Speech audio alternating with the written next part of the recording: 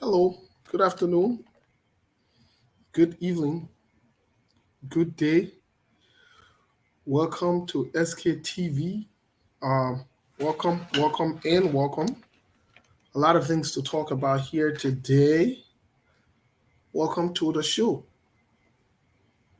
Welcome, welcome, and welcome. Let's have you, please, as you're logging on or as you're following us, we will, as we told you, we'll be playing host here to um, Yacindy, uh, and other members of the crew that went to Liberia would like to speak with them briefly. But welcome to the show about what's going on. And they went to Liberia, what was done. So share the show. Uh,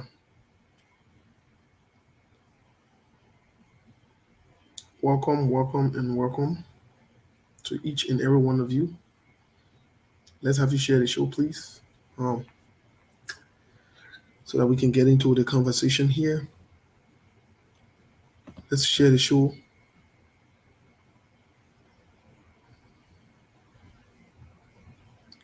Share the show and share the show as we await Mr. Connor, Telvi, and our guests. Share the show.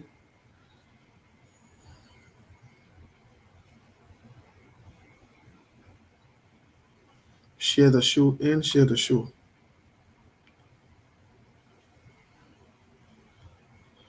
Um, I'm doing a million of things at once. Had a full set to come on. Don't feel too good, but we'll do this. We'll do this. We'll get it over with, and we'll move on for today. But let's share the show, please. Invite someone. Let's share the show. Invite others. Let's share the show.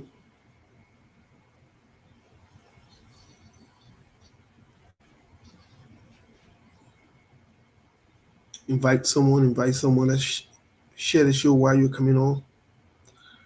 Um, we hope to have a conversation here. Um, we're hoping to have a conversation here in the next few minutes. Share the show and invite someone. Very interesting times and very interesting things are happening. Share the show. Uh,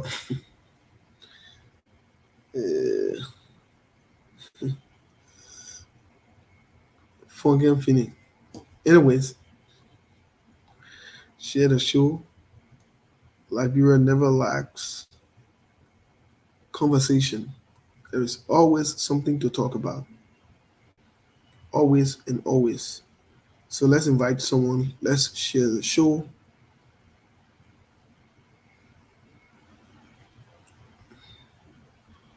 And I'll run into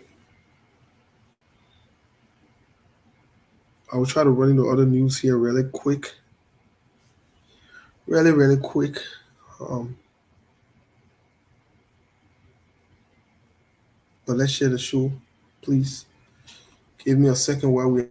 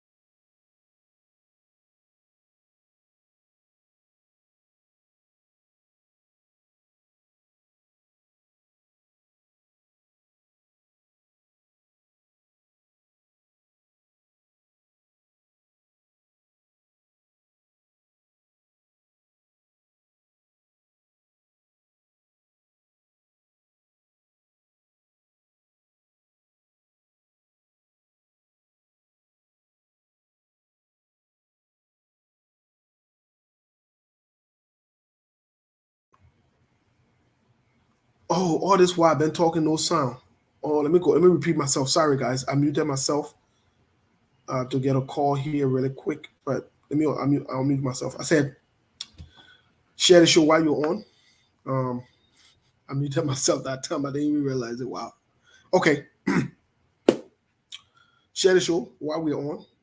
Siku will be on very, very soon with us. Siku will be on. Keep sharing the show. Siku is joining us in just a moment here. The women that we're playing host to will be on, jiffy or momentarily as well. Um, but I was saying, let's get to other news really quick. Let's get to other news. In other news, as you are aware, you have seen Senator Darius Dillon's publication of his show that he normally has. He's going to be hosting with a couple of members. He will be inviting a couple of Liberians from Liberia and maybe around the world and so forth to join him.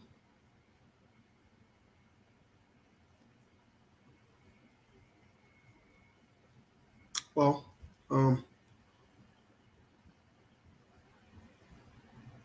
in my view, let me say it this way: it is very welcoming. People have the rights. Um, it is welcoming. This is what the media space. People can come as they go. Facebook is free of charge for the most part. So he is welcome to do what he wants to do. On another note, I want to speak about something quick concerning some of the publications all of you have seen or heard about concerning Mr. Witherspoon and the Spoon Talk. Let me say this. Let me say this to you. And let me say this to everybody.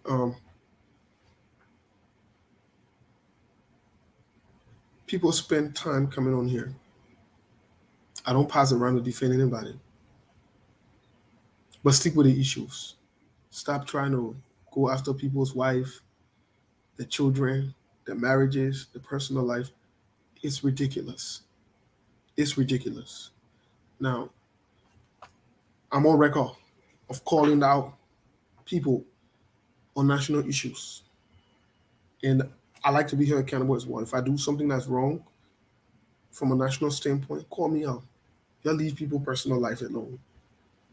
They'll leave this man, leave his woman, his wife, his family, and the personal life alone. You'll stop this nonsense. You'll stop this nonsense. If somebody comes to you and they say they want you, and you don't want a person, be grown enough to say you don't want a person, you'll keep it moving. It is what it is. All the extra shenanigans is not important. It is not important. You all know on record here, I've disagreed with Senator Witherspoon. I've disagreed with the Spoon Talk. And I will do it any day, anytime if they do anything that's wrong against the Liberian people. The same way how I will not discuss President George Weah's, that's not my business. That thing is not important. They're not important. Many of you say who are calling out people in their personal lives. The things that you have going on is worse. The man who posted, I think, Prince Sherry or whatever his name is, Prince Sherry is a liar. He is a liar and a disgrace. The people that who are posting the things for their liars and their disgrace as well. Prince Sherry is a liar. He is a liar. So again, it goes back to us, our sources, where we get information from. Prince Sherry has lied on me. And I gave him 24 hours to provide a proof. He didn't provide a proof. The Prince Sherry, the Michael Gimel, all of those funny men. Bunch of funny men. They pass around and just make fool of themselves all day. All day. They just make fool of themselves. Collecting small money from the government here and there. Collecting small money. All of them, they're in this nonsense. These people are not serious people. I'm not here to defend anybody, as you guys already know. I don't defend anybody. That's not my role. But where the facts is, let's put it there. So, it's embarrassing that people will be going this low I heard another gentleman this morning also insulting women and um, from another platform. Somebody sent me the video, and I told this person, I said, don't.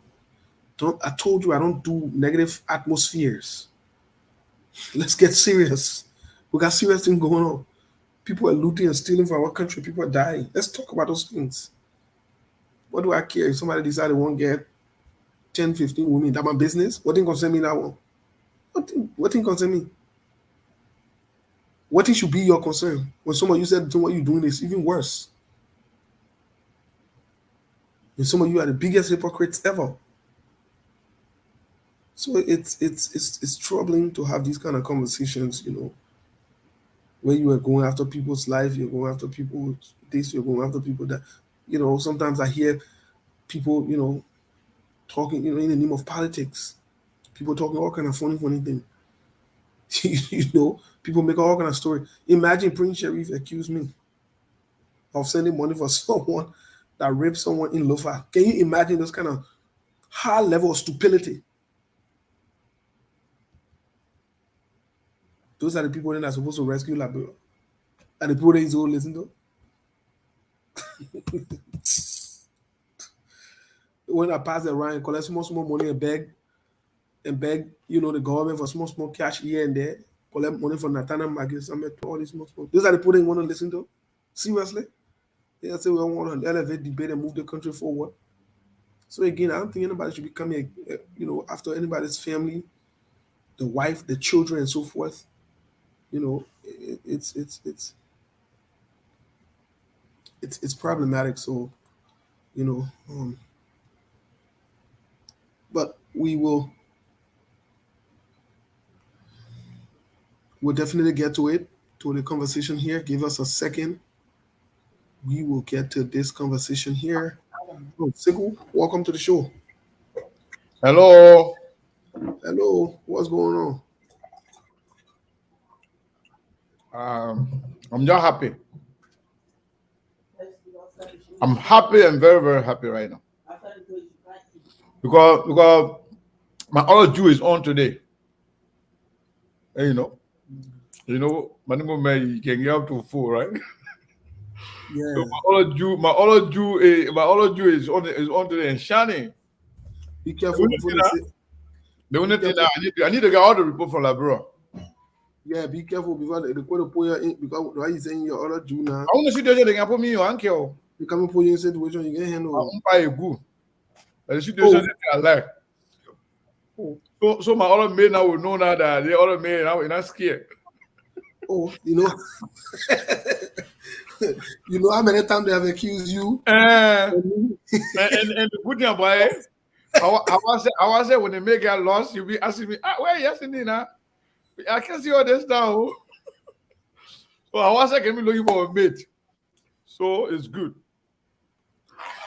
Yeah, so Mr. Kenneth, our labrin put get problem. You say you made mistake on your whatever. They say they had get mistake. Okay, you're correct mistake now. You're ready to correct one in there now. Say you know so my book and you know English. They know plenty. That's why I say let us correct the mistake now, so we can learn from you. People know bo until they don't know how to. Mr. Joseph Colley, waiting for you. Mr. Mohammed Varfin, waiting for you, Chief. Please, we won't learn today. Today, we're learning yet. Please. What kind of mistake you made? Let me check it out. Let me the correction now. Hey, I be waiting for you. We are learning. But let me share the show first. Nobody all here to learn, brother. We can go to the musical break and then we'll bring the. You want for that, bro? Let's make that way, man. Nobody let noise, man. Who they coming on here? Sonny, do that thing, brother. Yeah, who they giving put that up? Somebody say I don't look. Yes, I don't feel too well. I don't feel too good. But definitely we're on. But let me recognize one or two people, Mr. Kenneth. We'll get to the musical break and we'll bring on our guests so that we can get this started. The conversation today is not going to be limited to the guest. Myself too, I won't be guest because I got plenty of things to talk. Yeah, but right now, the way we're looking at it, our guests then we dealing with. So you want me to be a guest, eh? No, I want you to be your host. You want to be guest because I want to take over the guests here because no, I want you to guess the guest. In my country right now, it's too plenty. It's plenty, too much. Yeah, So, what I say I that? want big guests so myself I can be talking my own thing. How about that? You know. Let me on a serious note, Steve. You know what? I'm getting so excited as. Oh yeah. Thank you. Get closer, right? People are really, really, really, really gearing up, and I can see the excitement in the people. And then, overall, the real politicians, then we knowing and we seeing them, and the people then who join politics for the sake of being there, but they don't know politics, and they don't have no clue. They have no clue. We also seeing them. So in the end, we will distinguish. No, that's not the way I say it. In the end, we will be separating because when you say distinguish, that one is too big. Me, I want to speak the way my people can understand. We will be taking out the sheep them from the goat them. Put them one side. We put the goat there one side. We put the sheep there one side. And then we put the cow there one side. Then in the end, we'll see now who got power. Oh. Yo, now how we do? It comes small. Well, my man Michael Tippison said, Chief will talk. Just small, I becoming Joey supporter. Me. The day I will become Joey supporter, eh? I will not be saying that, yo. Joey will be me whole mansion for my TV station. When you can pay 14 mansion for himself, just pay for a one. If me and be a supporter, he will be one for me. So I can do that on my TV station. Joey supporter my phone. Me, I have nobody supporter. I everybody supporter. Oh, you do the right thing, I'll support you. Yeah, me, I everybody supporter. Yeah, if you cost us, I'll cost us supporter too. I just waiting for you to do the right thing. No, me, I everybody support everybody. So now you do the right thing, I'll support you. You do the wrong thing. But Steve, yes, we gotta get a thing going, man. Yeah, let's I'm not going to be supporter too. I get into the musical break. Okay. My boy. I support him too. I don't even know why he's running for now, but I support him. Yeah. Into high in the race or anything. Whatever the man running for, I support him. Okay, well. The man intelligent. Your guest says she will come back. She give you a girl. She's a woman. Okay, we'll get to the musical break.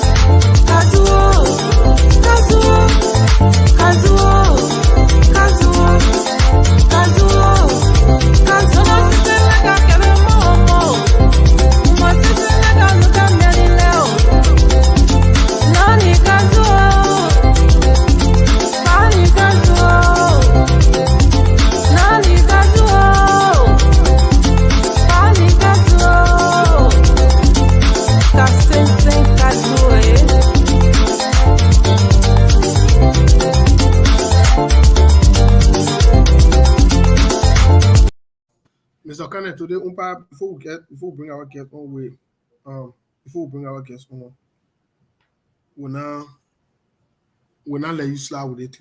You from Nima. What did song say? What did the song say? You from Nima. What did the song say? Oh, Yeah. You've been testing. You've finished read to the lab style. Because me, I know Martine. She said, Nimba, that power, Nimba strong. When you're from Nimba, you're not scared of nothing. Oh, we're too strong. We can't hold back. So anything you bring on, we there. Oh, She said, when you bring education, we there. When you bring anything, when you bring Boston out, we there. Anything we can withdraw. So you're enjoying with it too? We strong. Yeah, Nimba strong. Nimba people, we everything. Anything you're looking for, you get it. Nimba is like the Cairo of Egypt. You know, when reach Cairo in Egypt, in the airport, anywhere you go in Egypt, you know what you see? He say, whoever you think you are, we have 1,000 of you here. So we are the Cairo of Liberia, Cairo, Egypt. Anyway, anybody you think who you think you are, you come to Nimba, we got 1,000 of you. So wow. That's what they want saying. So we're too strong. I don't know my own. Wait. We're still on there. Wait. So the other people been checking on interpreting their own song. Yeah. You just came out in less than a second, you just interpret the whole music. Because me, I know my own thing. Wow. They say I'm a someone fake Nimba. No. The black come from a well room. Even the small town with well room, it's called Queen. Queen. Yeah. Wait. They said next to the town that Queen Johnson. But man, you're not far away from Ganta. You're not far away from Ganta. Well, you're not far away from Gompa. For Gompa. Yeah. He didn't we joke here. Come on. They play Queen Johnson to that shocker when you can't you made me virgin, I'll go run for representative. You don't make me virgin. Then you will know whether I'm from Nima or not. You don't make me vet at all. Wow. We read for that your head to them. So the interpretation here that trouble with it. No, it means that we don't play. We're not scared. Now why? Anybody see from Nima la fire.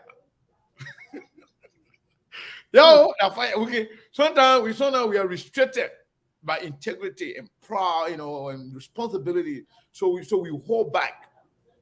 But not because we're scared. Anything you bring, we get even more for you. You bring education, we there. You bring busting out, we there. You bring integrity, we there.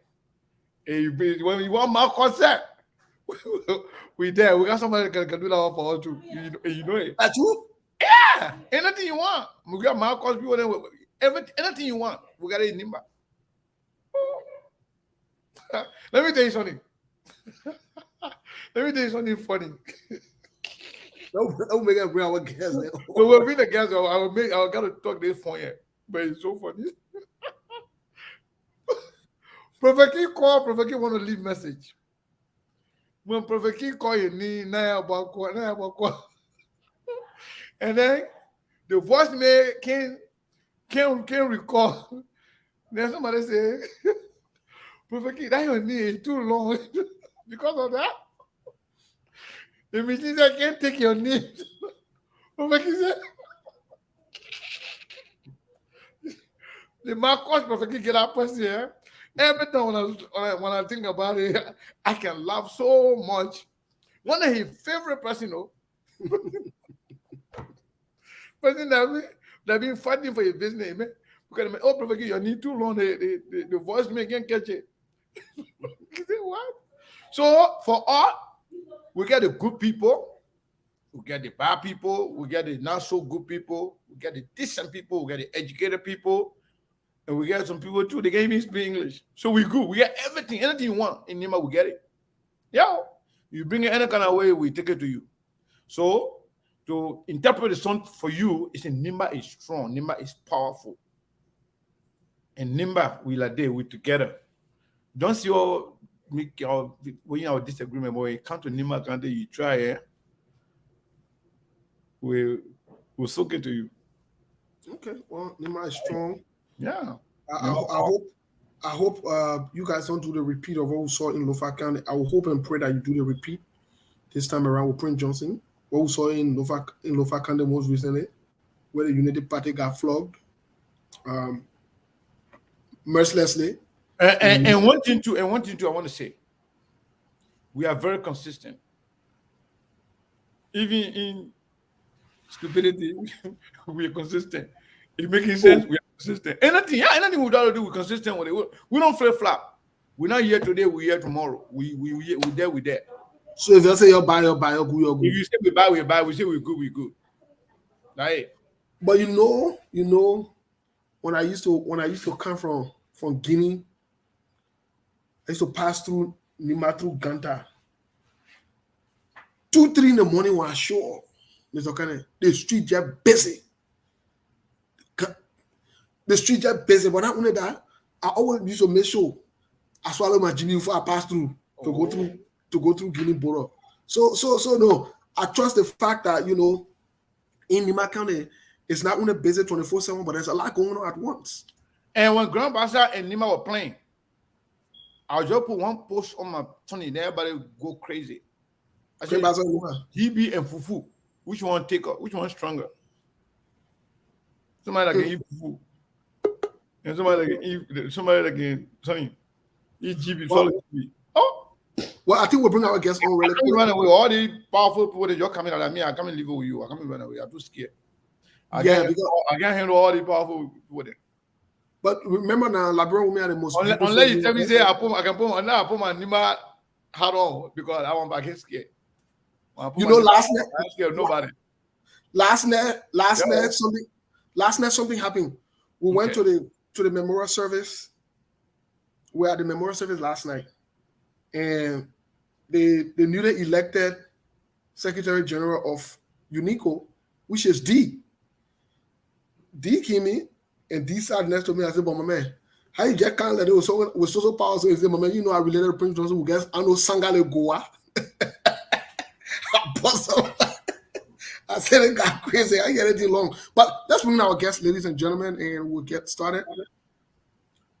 We'll bring everyone on at once so that no one is left out. Hello, hello, hello. Hello, ladies. How y'all doing? Great, and you? Mr. Kale, they already show you we got to put ourselves together because But how can you tell me soon so I can wear my coat suit? no.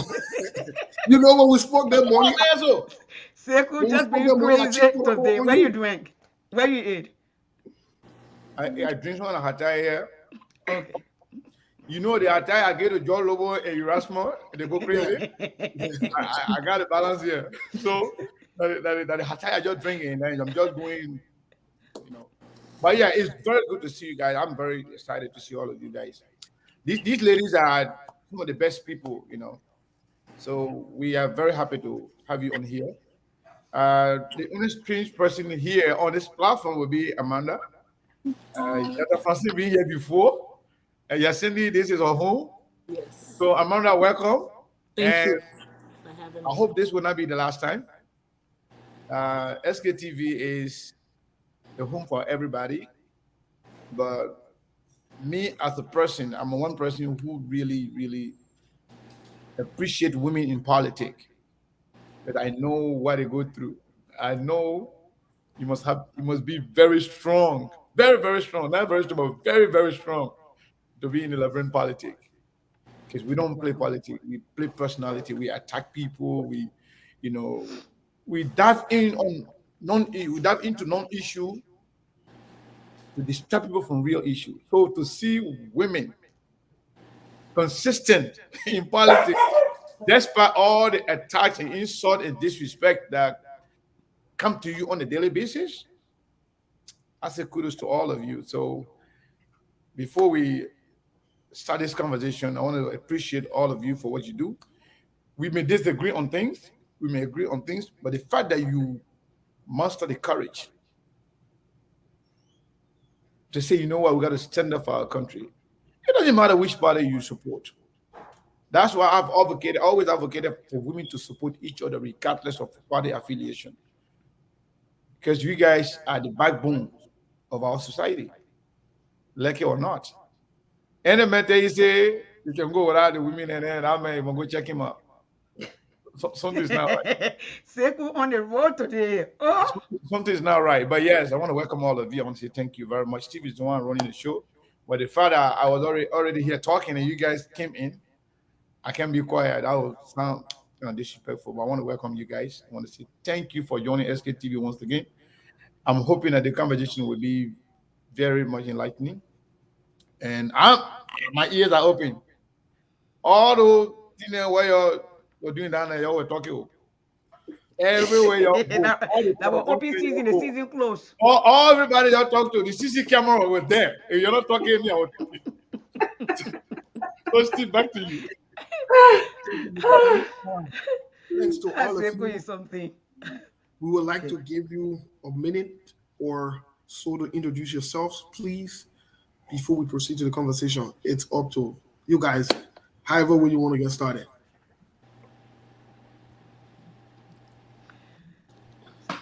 So I think Yasindi should go first since she always here. So Yeah. so other people can be comfortable more. So literally, I am Yasendi Martin Peye. A lot of people don't pronounce my name correctly, but I know I know you're talking to me, I know who you're talking to. I'm a advocate for women and children. I raise my voice so other women who otherwise don't have maybe the strength to talk or don't have the mic in front of them to talk or don't have the place to stand can have a voice. So we are here to have a conversation on our experience. We spent 17 days in Liberia, and these my sisters on here. There were about 5 of us, but we have 2 of the sisters on here to talk about our experience. So, thank you. All right. Steve? Yeah, who's next? Waiting for them. Be last. Dr. Francine Ness.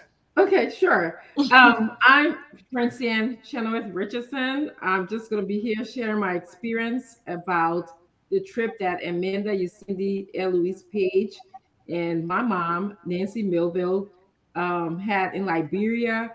I will let my words and the work that I do speak for itself. I will let those words and my work introduce me. So thank you. All right. Let's get here. Hi, everybody. My name is Amanda Wright, and you are absolutely right. I've never been on your platform before. I am not a face that's popular out there. A lot of things I do is behind the scenes.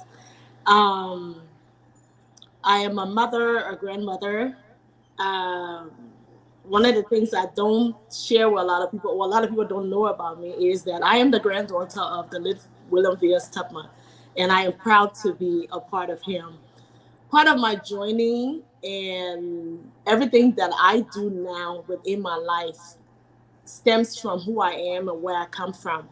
I am a daughter of Liberia. Liberia runs through my blood. I fight for the underdog. I fight for the underprivileged. I hate injustice. I wouldn't say I'm a politician. I would say I'm a diehard humanitarian. But I'm glad to be here, and I know I'll come back again. And thank you so much for inviting me. Well, thank you, Amanda. She's like a politician, didn't she? Most definitely. So. Amanda, politics run through the woman blood. I know what she's talking about. I don't care how you twist it. You say I'm a granddaughter of a president. You say I'm a humanitarian.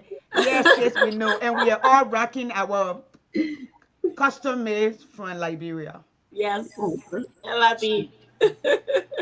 And you're announcing it on the show, but you did not bring us custom made too. Well, Yeah, I know, right?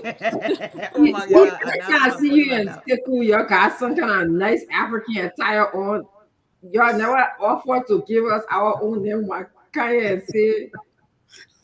Thank you. Thank you, Dad. I'm glad you Yesterday, you had a nice I was African thinking. on. We had, I even looked, I can remember this print exactly. It had Africa on it. Steve? I borrowed that thing. I carried my last name.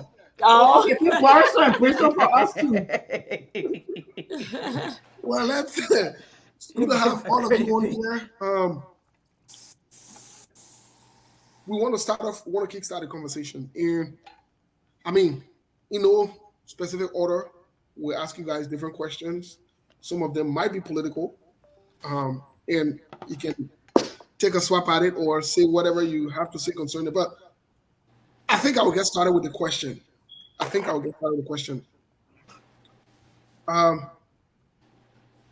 Why did you leave your husbands, your children, your comfort zones, your jobs? Summer in America, people normally take it for vacation or take the children out and so forth. What prompted you to take the risk to go to Liberia, considering some of you have been very vocal against the ills and the incompetence and other stuff that this government is doing? You've been very vocal. You've kept yourself on record. But also, just getting on a plane to travel that far, anything could have happened to you. Why did you take that risk? Well, I'll go. For me, being someone who loves Liberia, who supports change in Liberia, who supports Mr. Cummings and ANC, it was difficult for me for months and years to sit here and have conversations with my friends and talk to other people about the ills of the country and not do anything about it. I realized that I could do all those things. It may help the change in some way, but for me, in my heart, I knew I had to be on the ground. That's where the election was going to be held, and that's where the change needed to be, not in the U.S. So I say this, and I say it all the time. I have a personal relationship with God. I prayed, and I asked for guidance. And when I went to my sisters, yes, Cindy, Eloise, Francine, they all said yes. One of the things I said to God was, if this is not meant to be, if you do not want this to work, don't let it happen. And the rest is history. It happened. And I feel like, that was his way of saying, I've got your back and your sisters. Go and do what you need to do. I believe in action. I believe in productivity. If I want something done, I'm not going to ask someone all the time if I can't do it myself. I'd rather get on the ground, take a stab at it, work at it, learn it, know how I can do it. We went to Liberia to make the change, to help our people come back and bring the information to show that this is what we need to do. This is what isn't done. This is what, you can join us to do. That's what we wanted to do, to see how we could switch this election, make the change. And basically, that's what we did. We left our children, our spouses, our loved ones. We risk our lives. Like you said, anything could happen on that plane. And we thought about all of that, and we still made the decision to go and fight for Liberia. Thank you. All right. Thank you, Amanda. Anyone else? So I'll go next. Okay, go ahead, God. Go ahead. So Amanda had called me and made a convincing case to me about the reason why we needed to go to Liberia and be on the ground, to mobilize and educate people about their right to vote right. Okay.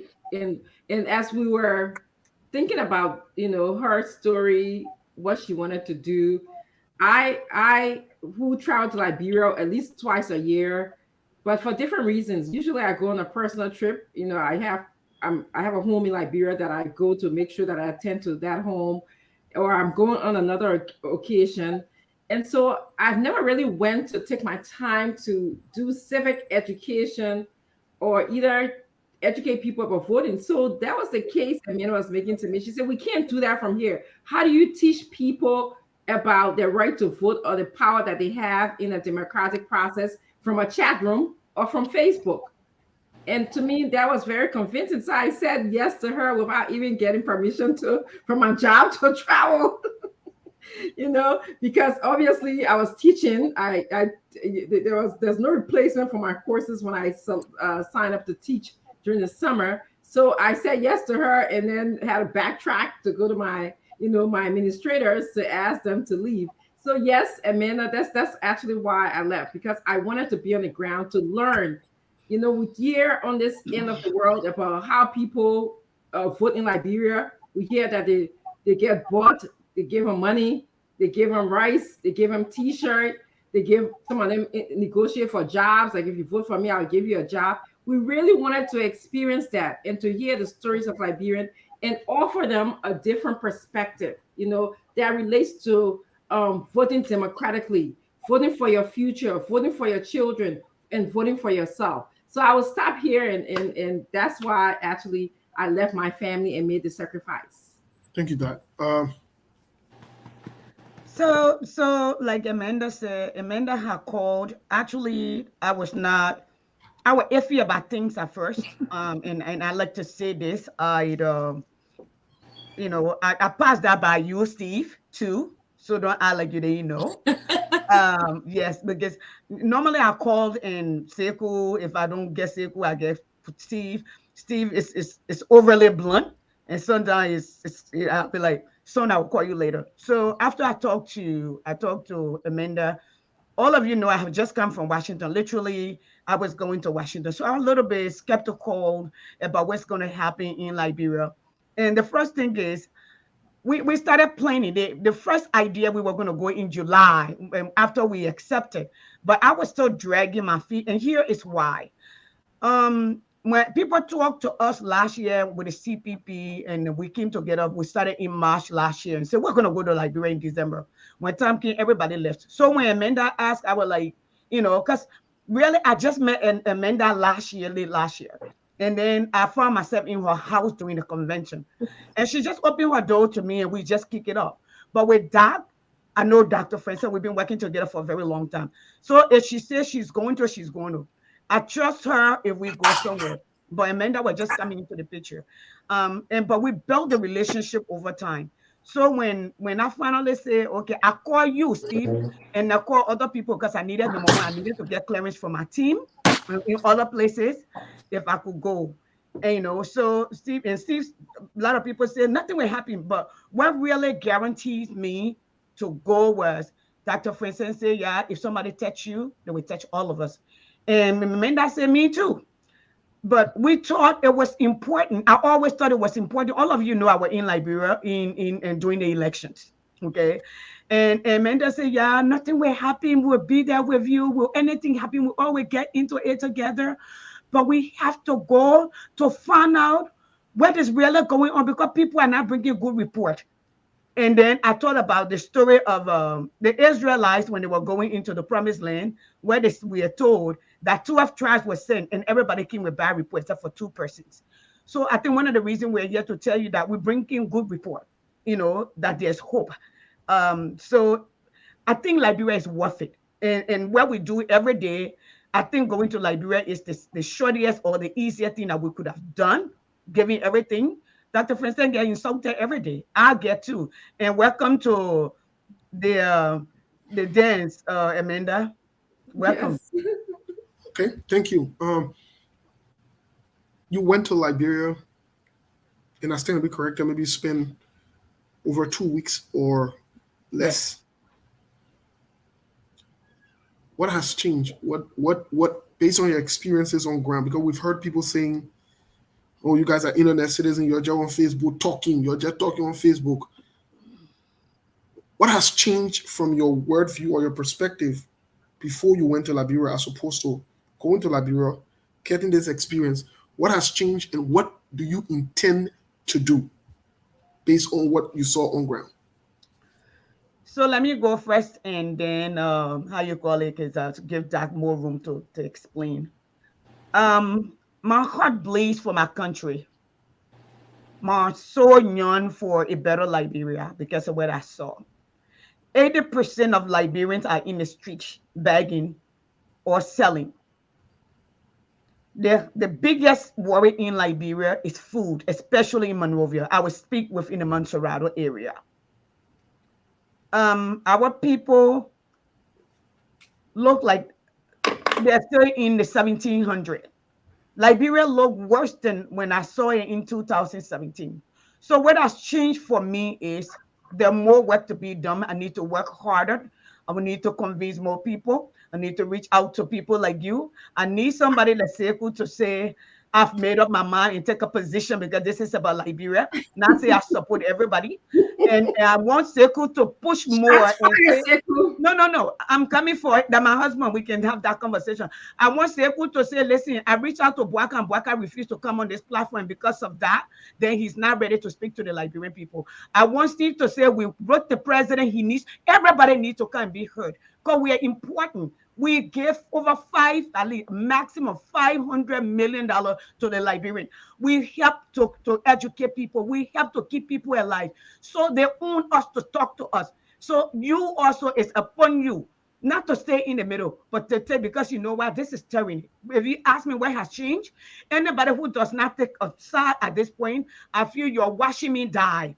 And you are telling me for now, I can't touch you until maybe the air is out of your lungs, because the air is coming out of Liberian lungs from what I saw. That's what I saw. And so I'm more motivated to push, even if it be my life, to go back to Liberia to make sure Liberia change. That's what has changed for me. Thank you. Anyone else, whether Amanda or Doc, any one of you? An excellent question. And I spent some time reflecting on what has changed for me. It was important, and it is important for all Liberians to get an opportunity to go and be with Liberians and hear the story. Go and sit with Liberians, look in their faces, hear about what they ate today or what they did not eat today. Hear about how when they went to JFK and there was no medication there for them to get cured. I had a personal experience myself, which I found unbelievable. I heard my own personal story where my niece died while I was in Liberia, affecting our trip a little bit. That she got sick and she needed blood for whatever they diagnosed her with. They don't have a blood bank there. You have to hear the story that they have to go in the streets to take people blood in order to determine what type of blood that person has, to bring it back to the hospital and give it to them. Whereby in this world, we have blood banks all over our major cities here. You need to hear that story. You need to sit with a child who would come to say, I don't have tuition. I'm not in school. I'm a college graduate. I can't find a job. Those are the stories that we heard on a daily basis. And what changed for me when I heard those stories, I knew them. I actually, we read them in the paper. We get calls. I got even more convicted as a person to make Liberia a more deserving Liberia, like Mr. Cummings said. I got convicted to promote and to talk to people about voting in a way that will internalize what Mr. Cummings wants to do for Liberia, which is to bring in healthcare, to create a better education system, to create jobs for people, to look at how rich our country is. There's money in our country. When you have a country where they're telling you $800 million budget and we can raise it up to $1 million, that country, yes, is not a big budget comparatively to other countries, but it tells us there's possibilities, there's potential in our country. And so I'm even convicted. And what changed for me, I developed long-lasting relationship with people. I didn't just come back and turn my phone off. I'm speaking to people more every day in Liberia. And perhaps, I know some people say we'll be sending money every day. Yeah, Amanda, you see the eye. I don't want to make a public announcement, but it feels like that's what we'll be doing. We don't know how. We don't know how we'll do it. But God will provide a way. We'll say that we'll be supporting different teams in Liberia just to make Liberia a better place. So that's what changed for me. Thank you. Amanda. Whoa, what can I say? Well, as you know, I told you my stories, how this thing started. I was restless. My soul was restless. But this trip to Liberia, I found me. I found my purpose. And my purpose in life is to, like I said earlier, to continue and live and fight for the underprivileged. I am a diehard humanitarian. I went to Liberia. I saw our people. We weren't talking on the phone. We weren't looking on Facebook. We touched, we hugged, we cried with them. And we felt their pain. We saw what they were going through. That changed my life. It's not, I saw it, I heard it, I felt it. I was there. I was with them. So there's no way I can go back to being complicit. I can't go back to just sit there and say, oh, the government is just not doing what they need to do. No, I must go back. I must fight for change. Until the breath leaves my body, I will continue to fight. This is something I have accepted. And when I got into Liberia, and as we continue that journey, you have that thing, or when you have arrived and you say, okay, God, this is exactly where you need me to be, and this is where I am. So that's what has changed for me. I found myself. I know my purpose in life, and I'm going to continue to fight for Liberia until every little boy, every little girl can go to bed at night, not getting up the next morning, and the first thing they think about, or any man or every man or woman not fighting or thinking about, what am I going to eat today? They're going to have a normal, regular life like people all over the world. Okay, normal, regular life like people all over the world. Those are the words of Madam Amanda Wright. Folks, if you're just joining us, this is SKTV. We're in conversation here with a group that went up to Liberia most recently, and we're getting the feedback, the perspective, and also asking them some tough questions here. Mr. Kane, it's up to you. Thank you very much. Once again, like I said earlier, I'm very much excited to see all these not only beautiful but resourceful women on here to discuss Liberia as always. I know you certainly want me to join ANC so bad, but I'm sorry, not so fast. I'm coming to Arizona just for that. I know. So, honestly speaking, you guys are doing great. I just want to take something out of the way first. Somebody said, you people are not fair. You're not balanced. You should have other people here from other parties. No, this is not like invitation to all parties. This is a specific conversation intended to learn and to hear and to understand what transpired in Liberia during their trip. And this is where they put their travel. If you have your UP people that travel from here to go to Liberia, let us know. We'll set up a date for them. They will come here and tell us. We like these. So if you see these people, they come from here, they go to Liberia, they will get information for all, let us know. We'll bring them here. But today, not only for these three people, for the ANC people, if you invest, you can boss. I can talk it the Liberia way. You can be versed with that. And one of the most dishonesty and hypocrisy in many Liberians is the tendency of doing nothing and expect people to do it for you. We have said over and over that if you have anything that you want to talk about on SKTV, let us know, we'll bring you on. We went further. We say we have this platform available. We open to everybody, CDC, ANC, wherever CC you are.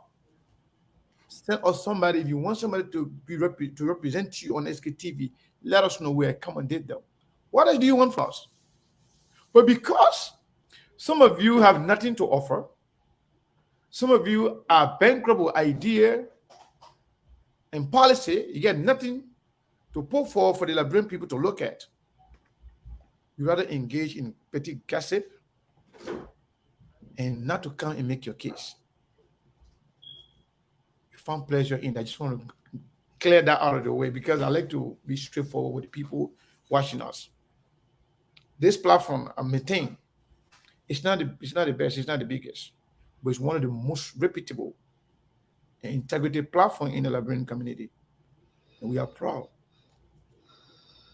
to be that way because we believe in Liberia, we believe in ourselves, we believe in truthfulness, we believe in honesty, we believe in integrity. So yeah, we'd like to set the record straight and then we go to the conversation.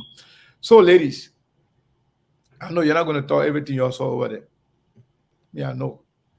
Are you insinuating something? I'm talking about something. I said something.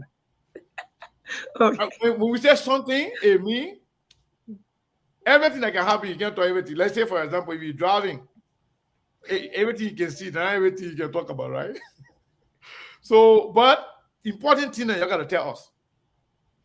I want to know from each of you, what did you see as a major challenge for Liberia? Just take, partisan hat off.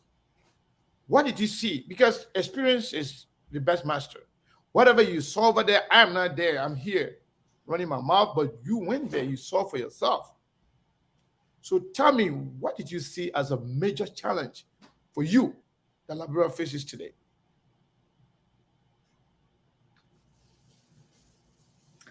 I can start. For me, it's the mindset, and I guess no big surprise here. Someone who often just, understand the mind of people. I was trying to categorize the way that I see how Liberians themselves think about Liberia. I saw there's a kind of small majority of people who are gung-ho. Just like, other people around the world, they want change. They want to promote democracy. But I saw a majority of the people very in a complacent state. And it was a very sad state. We went to these different engagements, community engagement, we're talking. And when we spoke, people, and I have the experience of speaking different places with different groups of people. There was they just sat there, and just looked at us as if, so what you want us to do? So we here. So it's almost like the spirit, because of all of what our Liberians have been through, or what they are distracted by, perhaps maybe the lack of a job, the lack of education, the lack of maybe food today, or whatever they were distracted by. It was visible for me in their faces. Okay. So that was the challenge of how do we change that mindset to get people to encourage them to be to participate more in their democracy, in their life. That is the challenge, and that's what I saw. So the mindset, people will be walking. We took a lot of pictures actually on the streets, and you could just see the people, there's just days in their eyes, that they're just looking. And sometimes there are a couple of things that happen, and this has been happening since I've been traveling back to Liberia. People sometimes just cross the streets, in front of the car, like, I'm just here. Yeah, the car will stop for me, as if there's not this fear, it's all gone. So for me, that's what I saw. The mindset will be a challenge in terms of how we go about changing that for Liberians, and rightfully so. Okay. I kind of agree with you, Dr. Francine. We saw a lot of things. Like when we got down when we arrived at the airport, there were a lot of people there. I left Liberia 1984. My first trip back was 2018. It wasn't so bad. But this trip, when we got to the airport, even though we had, our well-wishers and sympathizers and the ANC women and the Bestie women there shouting and singing for us, but there were people standing around. Even those people who were shouting and singing, you could see that, Liberian people are beautiful people. They are always dressed up and they look nice. But with all that we saw, there was something missing. They look sad. look depressed, look hungry. They needed, you could see that they didn't have their basic needs. You know, Liberian people are jolly, you know, kind, sophisticated people. Most of them are. And that thing that was just missing, you know, our people look drained. And it broke my heart. And I, you know, and I looked at them and said, we've got work to do. We've got work to do. So voters education, you know, we have to push that. They have to know that they hold the power in their hands. They have to make the right decision to change their lives. You know, those are the kind of things that I saw that I felt like, you know, we have to continue to push and fight to help these people, educate them to make the right decision to change the country. And thank you so much to Amanda and Doug. They are on point. Not to repeat them, that's precisely what I saw. But there is a national security issue that is going on in Liberia. So there's an immediate threat. That immediate threat is the mindset, which is the unemployment. Listen, no one thing straight when they don't have food to eat. And I think Liberians have kept the peace. It's not this government. In any other country, for that matter, the people will not be the way they are. Um, there are no rules. There's complete lawlessness, a breakdown of law in the country because you see people driving, everybody going everywhere, and people are literally just hungry. So literally, you have over 60% of the population just going back and forth trying to find something to eat. So based on history, from the 60s to the 70s to the 80s, majority of the nation that ousted or forced their leaders out were based on economic activity. And Liberia is at risk. In fact, we went to a store to get food, and the children that you call Zogos, right, came because Dr. Francis' mother was taking a picture, and they thought she was taking their picture because she was documenting. Those children started insulting. In fact, got to go to a group of them. The moment one stopped, everybody started coming. And that was scary for me. So Dr. Francine, this is what she does. She went ghetto and literally got out of the car, jumped up on top of the car and said, come, I'm waiting for you. And said, y'all get back in the car. And I was like, that? She's like, yeah, when people are this way, you don't act like you're afraid of them. You face their hair on. So I said, okay, next time I'll make sure I stand behind you. So this is what I'm saying, that somebody just see you and people start partying themselves. So there's an immediate national security threat based on the economic deficiency in the country. But the mindset, because all of that is the mind. If people think they don't have any way out, the people think they can't do anything.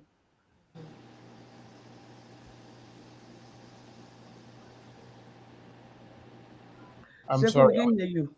So yeah, so that was about the challenges that I asked that the major challenges that you think we face as a country. So can you tell me one good thing that you saw in Liberia, at least? The whole time, one good thing that you really think is good. The food was good. Okay. We ate kuro. I would say the food and the love. They were still loving and sweet. We still hugged. Yes. Oh, that's nice. Yeah. One good thing. What was that?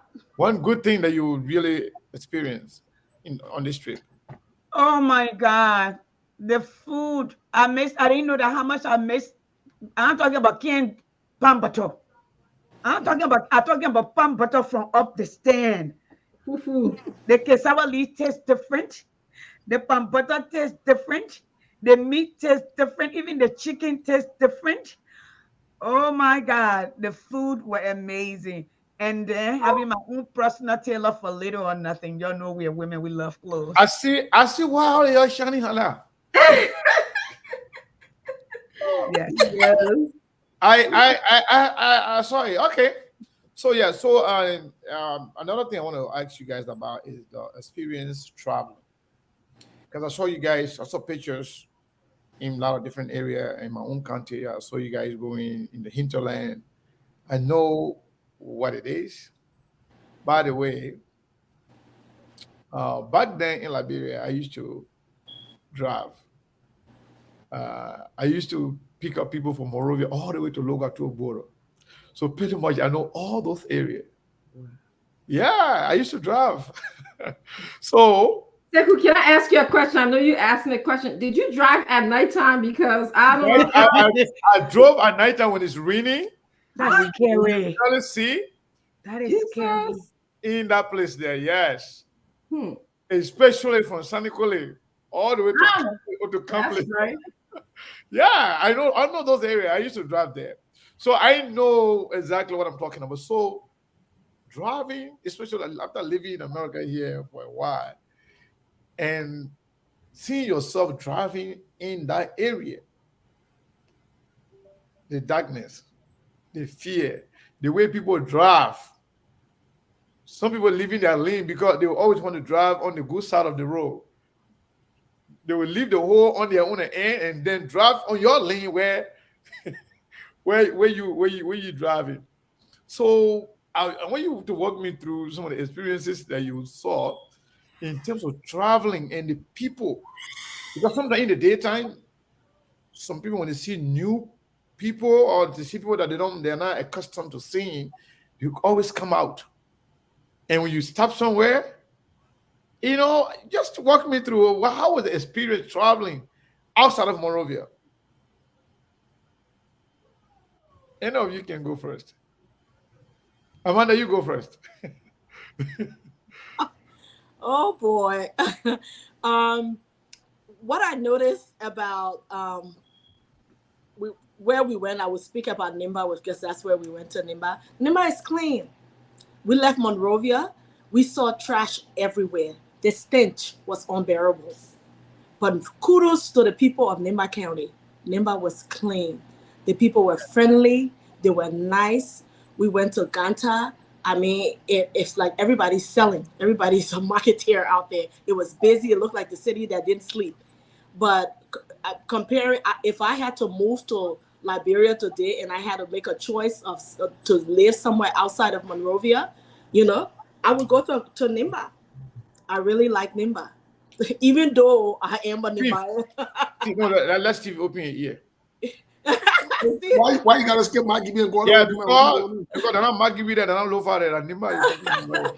Yeah, the people were really nice and friendly. The different towns we stopped in. One of the places that we went, Jan Boma's hometown. Was it Jan's hometown? No, Messenham, where we went to. Yeah, we Messenham. Where when I was there with the kids, the kids there's this thing about me. Children follow me, and I follow them. I love children. I just think they're innocent, and we have this connection.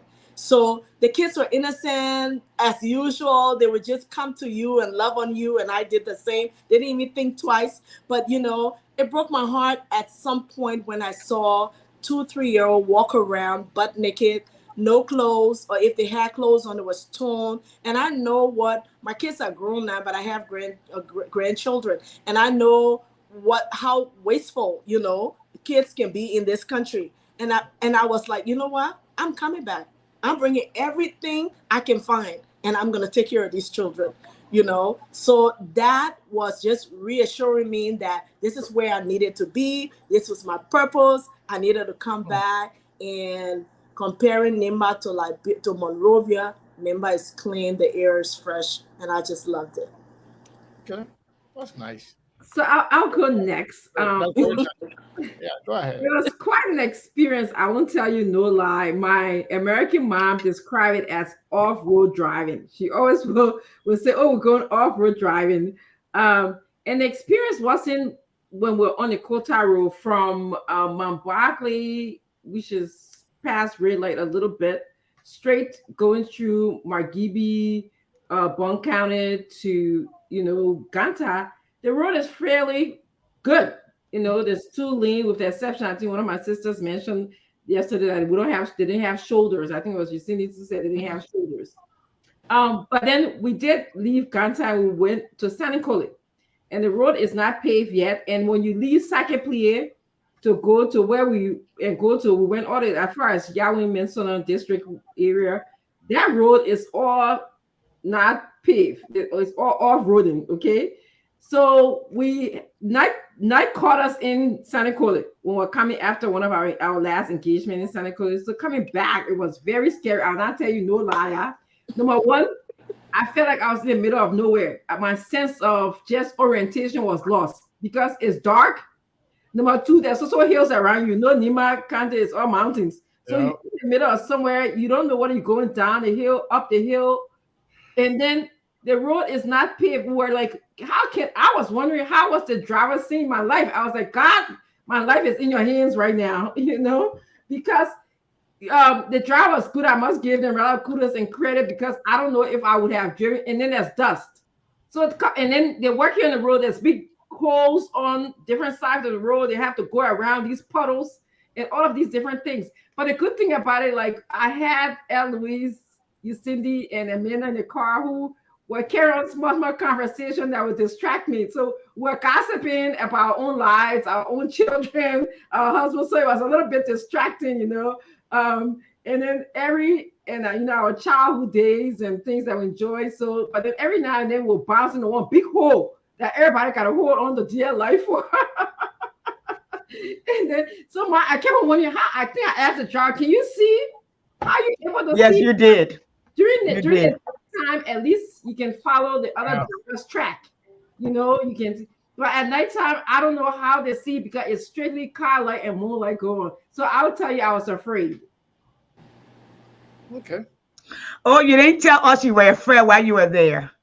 You were acting that you were not scared. Well, you guys told me not to. I got you. You guys told me not to show my emotions because you're afraid of my emotions. Okay, yes, in you. Tell us. Let that. I think Steve has to. I will come back because that she hosts a show on Spoon. She got to go. So Steve had a question for her. So let's go and we'll come. Me and Amanda here with you. Yes. She wanted to come because you invited all of us. So I apologize. I have a show that I have to go to. So I'm sorry. No. Me, I disagree. Let me say that. I disagree. Thank you. Every day.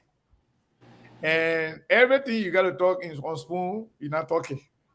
You want to talk some more? You got tomorrow. You got it all the day coming. Yeah. Now, one day you saw the kind of SKTV, one kind of half day, and one go to Spoon. If you go to that Spoon there, I will cuss him. So you already calling to do already. You wouldn't allow one call. What did you eat today? I'm just joking. But Steve, go ahead and ask your question. I do have a question. The two ladies can stay. We can have. Yes, I do have a question for Dr. Francine specifically, because there is something circling with your experiences in Liberia that Yacindy has alluded to. You have alluded to it. Amanda has also alluded to it. I think it's important for us to tie in something here really quick, just for the general public to understand, especially when you guys talk about food and the mindset. That's a big thing. So my question to you, Dr. Francine, specifically is, I'm quite sure you are familiar with Maslow hierarchy of needs. Quickly to the public, one of the first critical needs that has to be addressed is the physiological needs. Now, for the public also, physiological needs include food, water, shelter, place to breathe, and homeostasis before you can even talk about, security and other things. So here's my question to you, Dr. Francine. Being a psychologist, a professional experience, and so forth, dealing with human beings for this long, based on your experience, how do you think the best way we can tackle this problem as a nation? What a great question, Steve. And it's an honor because you studied psychology as well. So, and many of our audience are interested in the mindset of Liberians. So I think, we don't spend a lot of time talking about our basic needs, namely the one that you mentioned: shelter, food, the sense of belonging on that list, and homeostasis, which basically means, making sure that your mind and body is in sync with each other, in a nutshell. if you look all over Liberia, even everything will come here to talk shows. Nobody does besides you, Steve. I think you started talking about psychology, or lately, and as far recently as in recent years, they don't even have psychology programs. They have a lot of sociology Yes. in Liberia. So nobody speaks about the mind. When you talk about the mind, they talk about, oh, you crazy, okay, or we try to use a lot of I have a headache, my heart hurts, I don't feel good. So we talk a lot of our physical experiences, which I think if you dig deeper, is we're talking about our mind, because Right. we know a lot of psychosomatic illnesses. You know what I'm talking about. Like sometimes when the mind is sick, the body is sick as well. But Right. we don't do that in our country a lot. We never. There's no billboard, nothing. There's billboard about radio station. There's billboard about alcohol. There's billboard about universities. There's nothing that speaks about the trauma that we experience in Liberia and where to seek help, or any vibe about our mind. There's no the one mental health center, the Grant Hospital, which has 80 beds. I don't think I've heard anybody speak about an outpatient clinic, which is in other parts of the workplace that people go and talk to.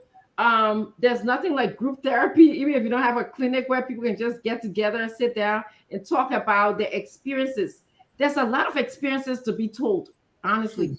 When we sat with people and they would tell us about their life, you can see how someone could be psychologically affected, but nobody gave that opportunity. And of course, I wasn't in my capacity as a psychologist, so I actually turn that part of myself down and off. I often do when I'm in a political space or in the other space. I use it for my personal self, but not for a professional, or because our ethics relating to that as well. But yes, the basic needs are not met. To answer your question in a nutshell, is not met at all. Okay. Well, this is an official invite. We'll be inviting you officially to join us on the show so that we can talk about some of these things and your experiences in Liberia. Since you got to run. Thank Before you. she go, no, before she goes, she got to answer my own question too. Oh, okay. Actually, Sekou and Steve, I beg your indulgence. And Sekou, No, I know you will go after answering this question. No, I know. I just want to tell you that I'm sorry. No, we don't have problem. No, I mean, I'm just joking. We don't have problem with it. If we want to invite you, we'll call you. You will come. Yes. Yeah, I know that. So you've been here before, so I don't have problem with that. Yes. So, Even before when I was here. As a matter of fact,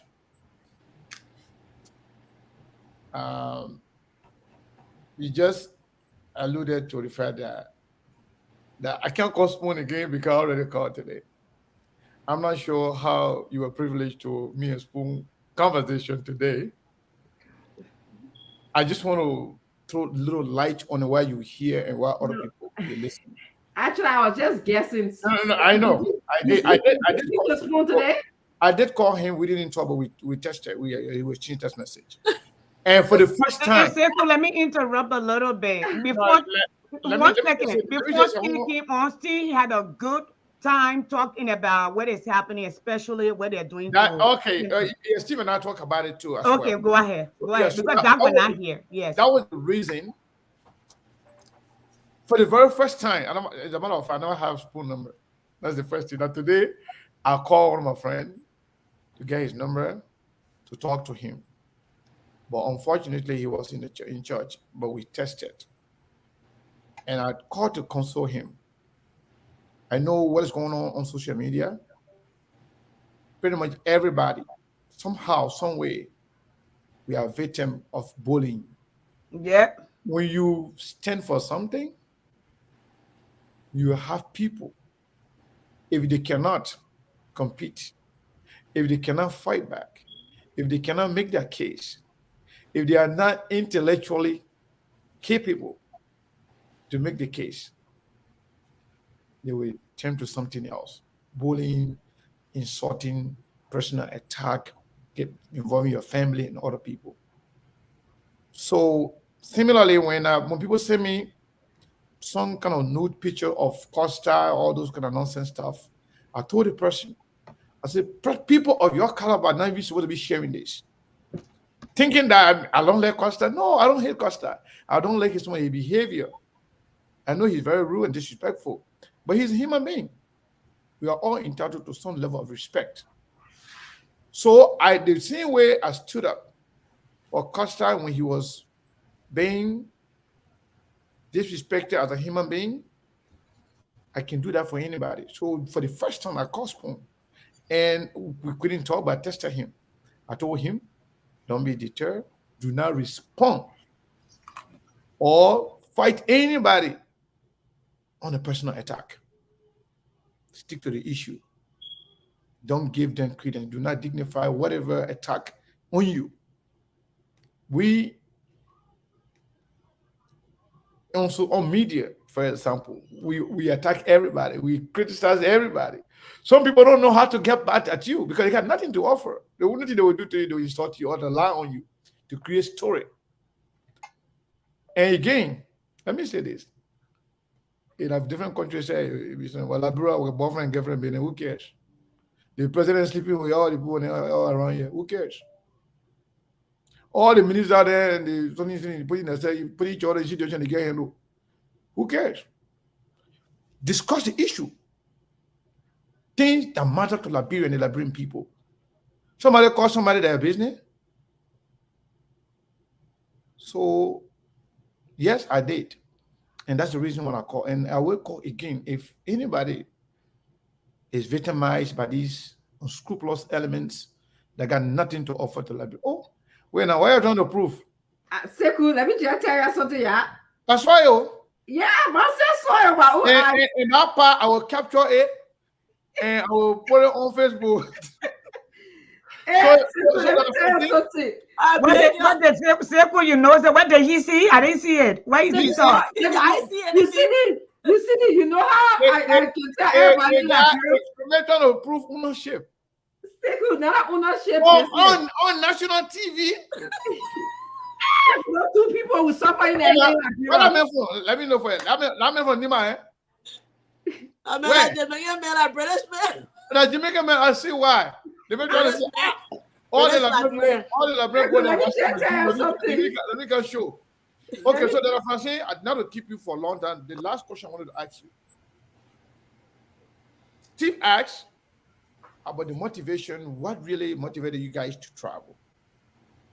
I believe you traveled there for a reason.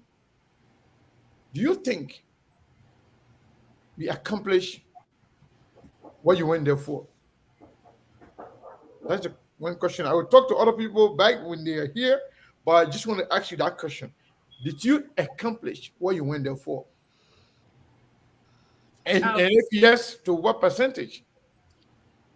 Yes. So let me just, before I even answer your question, I want to just share light on what just happened on live social media here. Mr. Wright decided to kiss his wife. If you missed it, please go back to watch the tape. And the reason I captured that part.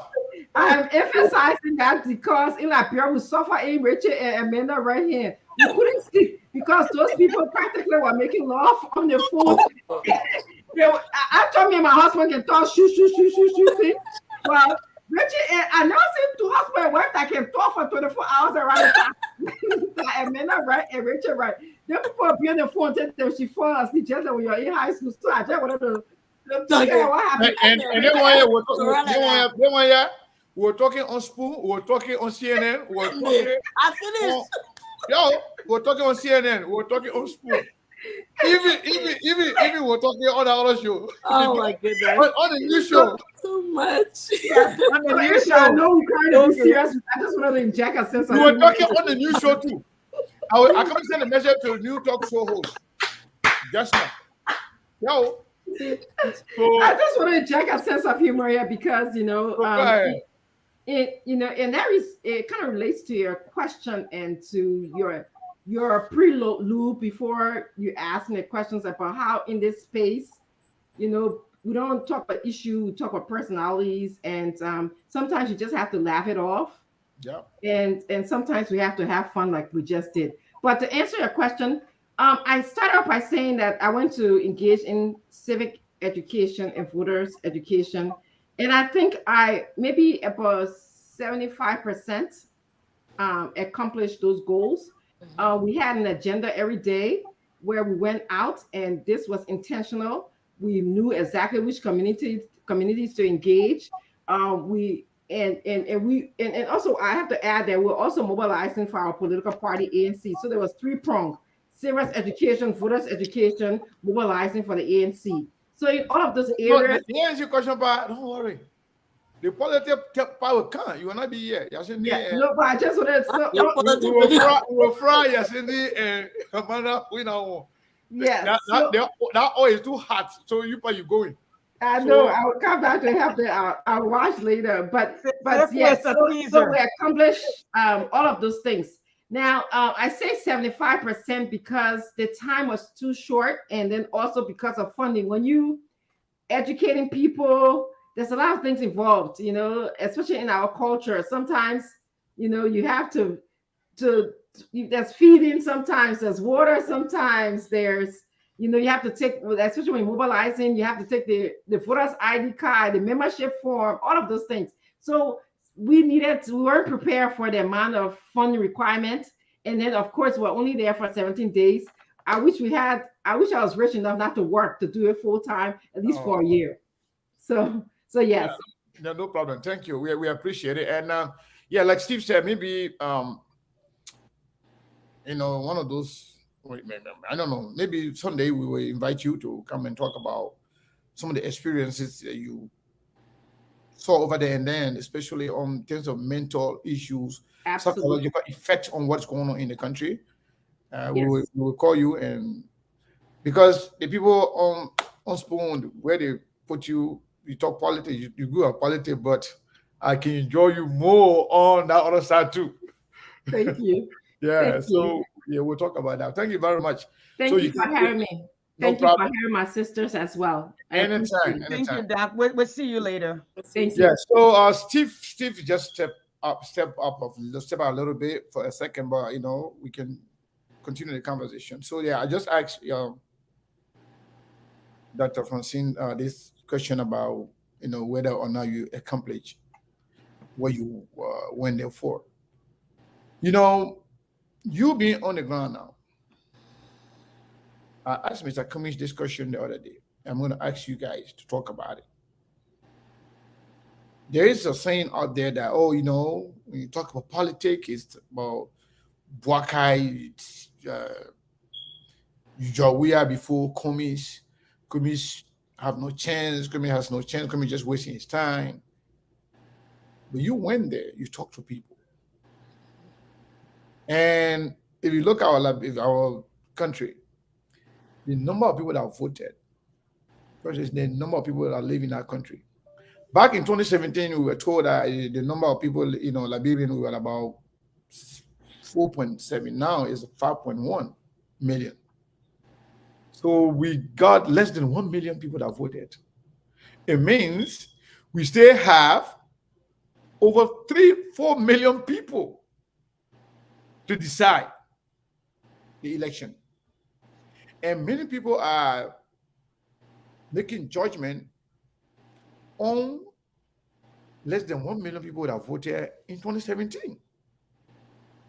So it means that more than majority of Liberia, as a matter of fact, people that voted in 2017, about 800,000 of them did now vote in the second round. Pretty much more than the number of people that number of vote accumulated by George Weah in the second round. So people that live in the dreamland thinking that the less than 1 million people that voted are the ones to make a decision that there's no way new voter can be created. There's no way other people can be energized, re-energized to get involved, to see reason why they need to vote. That new people can be empowered, people with that mindset. You went there, you saw for yourself, you talked to people. Now, on the basis of ANC, do you think ANC has a chance? Let's forget about CPP. Let's talk about ANC straight. Let me come in You and think, amend that word. you know, you Amend that chronicles ANC so has a chance well. based on what you saw. As an honest person, Yeah. one who, if I thought ANC did not, I look at the different probability or possibilities. I went to we went to Nimba. We went to some of the biggest cities in Nimba.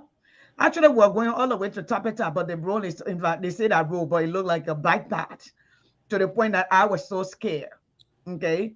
We went to Nyasen, we went to Kpowin, we went to Nyawi Meslan, we went to Seklepie, we stopped in Yaslan, we stopped in Degamo, we stopped in Senikole, we came along to Bonkante, Salala, Kakata. In fact, if I pull my phone right now, my phone is like, I'm keeping my phone from Liberia on so people can call me, that can reach to me.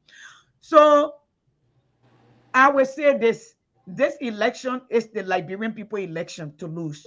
I said they don't want it. The biggest problem in this, and you kind of quite so well, Sekou. The last election, the first election, Josh Weah got 38% with his collaboration. That at the time that nobody knew him. They only knew him to be a striker. They knew him to be a good person. They knew him to be a savior. They knew him that he was going to give them hope at that time. So even at that, he got maximum of 38% of the vote. Bouaka got 38%. In the second round, Pape Bouaka number didn't change. Maybe about 10,000 more vote. Okay. That was the extra. Because it was like 440 somewhere. I think Bouaka got 28% though. I don't think 38. I don't think it was 38. I said 28%. Okay. Yeah, I think you missed. No, 28. No, we got 38%. Bouaka got 28%. Yes. Then in the second round, we got over 700,000 votes. But there were over 800,000 votes that didn't go back to vote for either him or Bouaka. That vote is out there.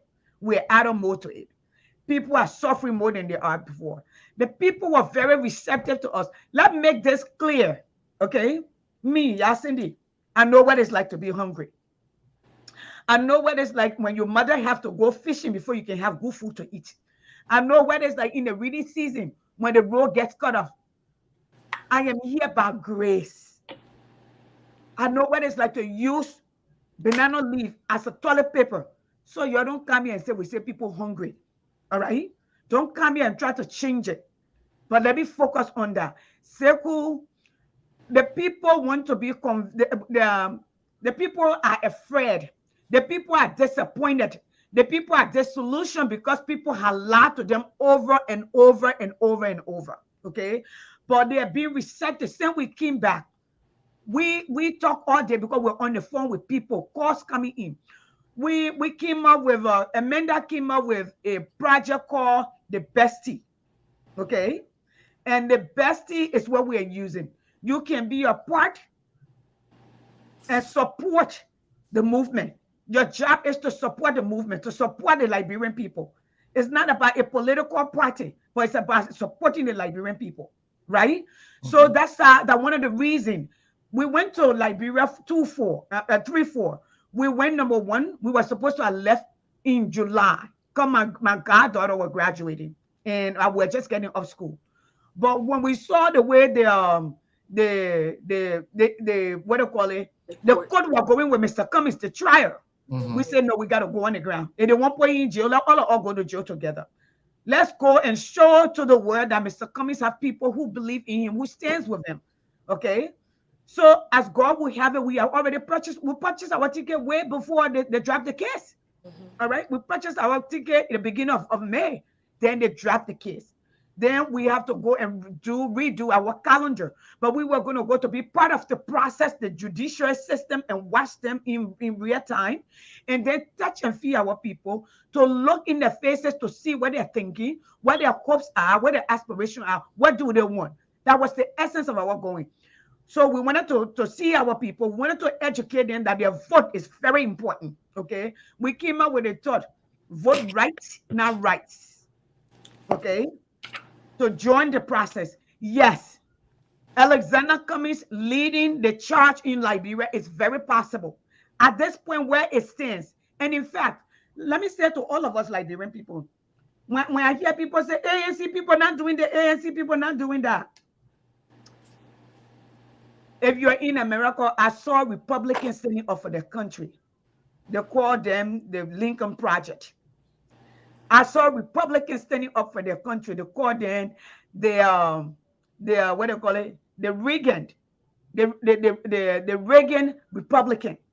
I saw Black Lives Matter. They didn't identify with a political party, but they stood up for the country. We all have voices that we can stand up for our country. We all have voices that we can stand up for our people, because our people, listen, the world have changed. People came from somewhere who saw differently. Liberians have been beaten down so much. Michael Tepesi is here. He can speak to that. He told me in 2018, when I saw his personality shifting when he first came in. And one day he called me and said, B says our man. That's my name, by the way. In Liberia, everybody call me our man. So you're gonna that Dora right there, Dora the Explorer. And Dr. Francine and Dr. Cool.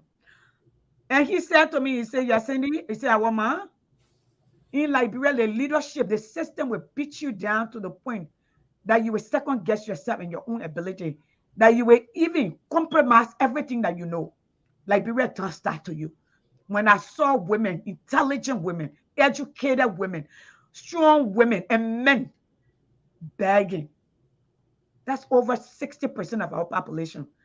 The youth get up from sunrise, they're on motorbike, 6 o'clock in the morning, just to eat. That's your next population. So yes, Cummings' presidency is very capable. He's giving hope to Liberia. You know, when we went, the place was quiet. When the women received us, we were emotional.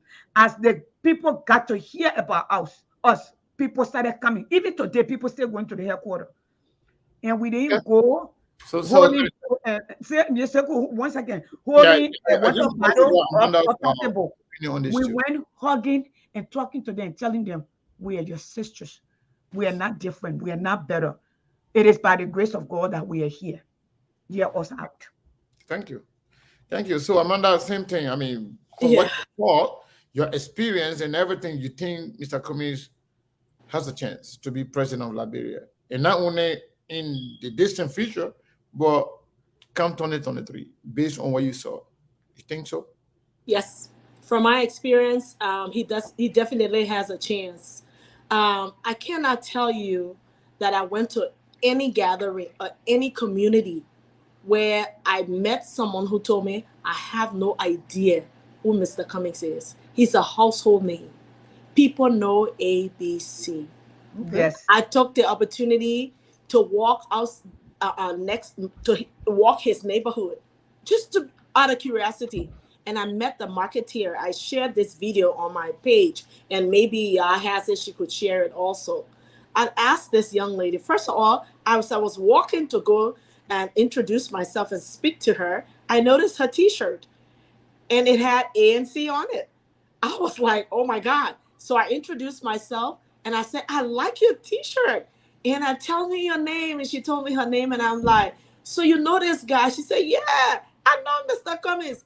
I said, is that who you're for? Because I'm not trying to put words in her mouth or whatever. I'm like, is that who you're for? And she said, yes, I support Mr. Cummings. I was like, yes. So Mr. Cummings, people used to say, Mr. Cummings doesn't even know the people in his neighborhood. I bet he come outside, it is dark.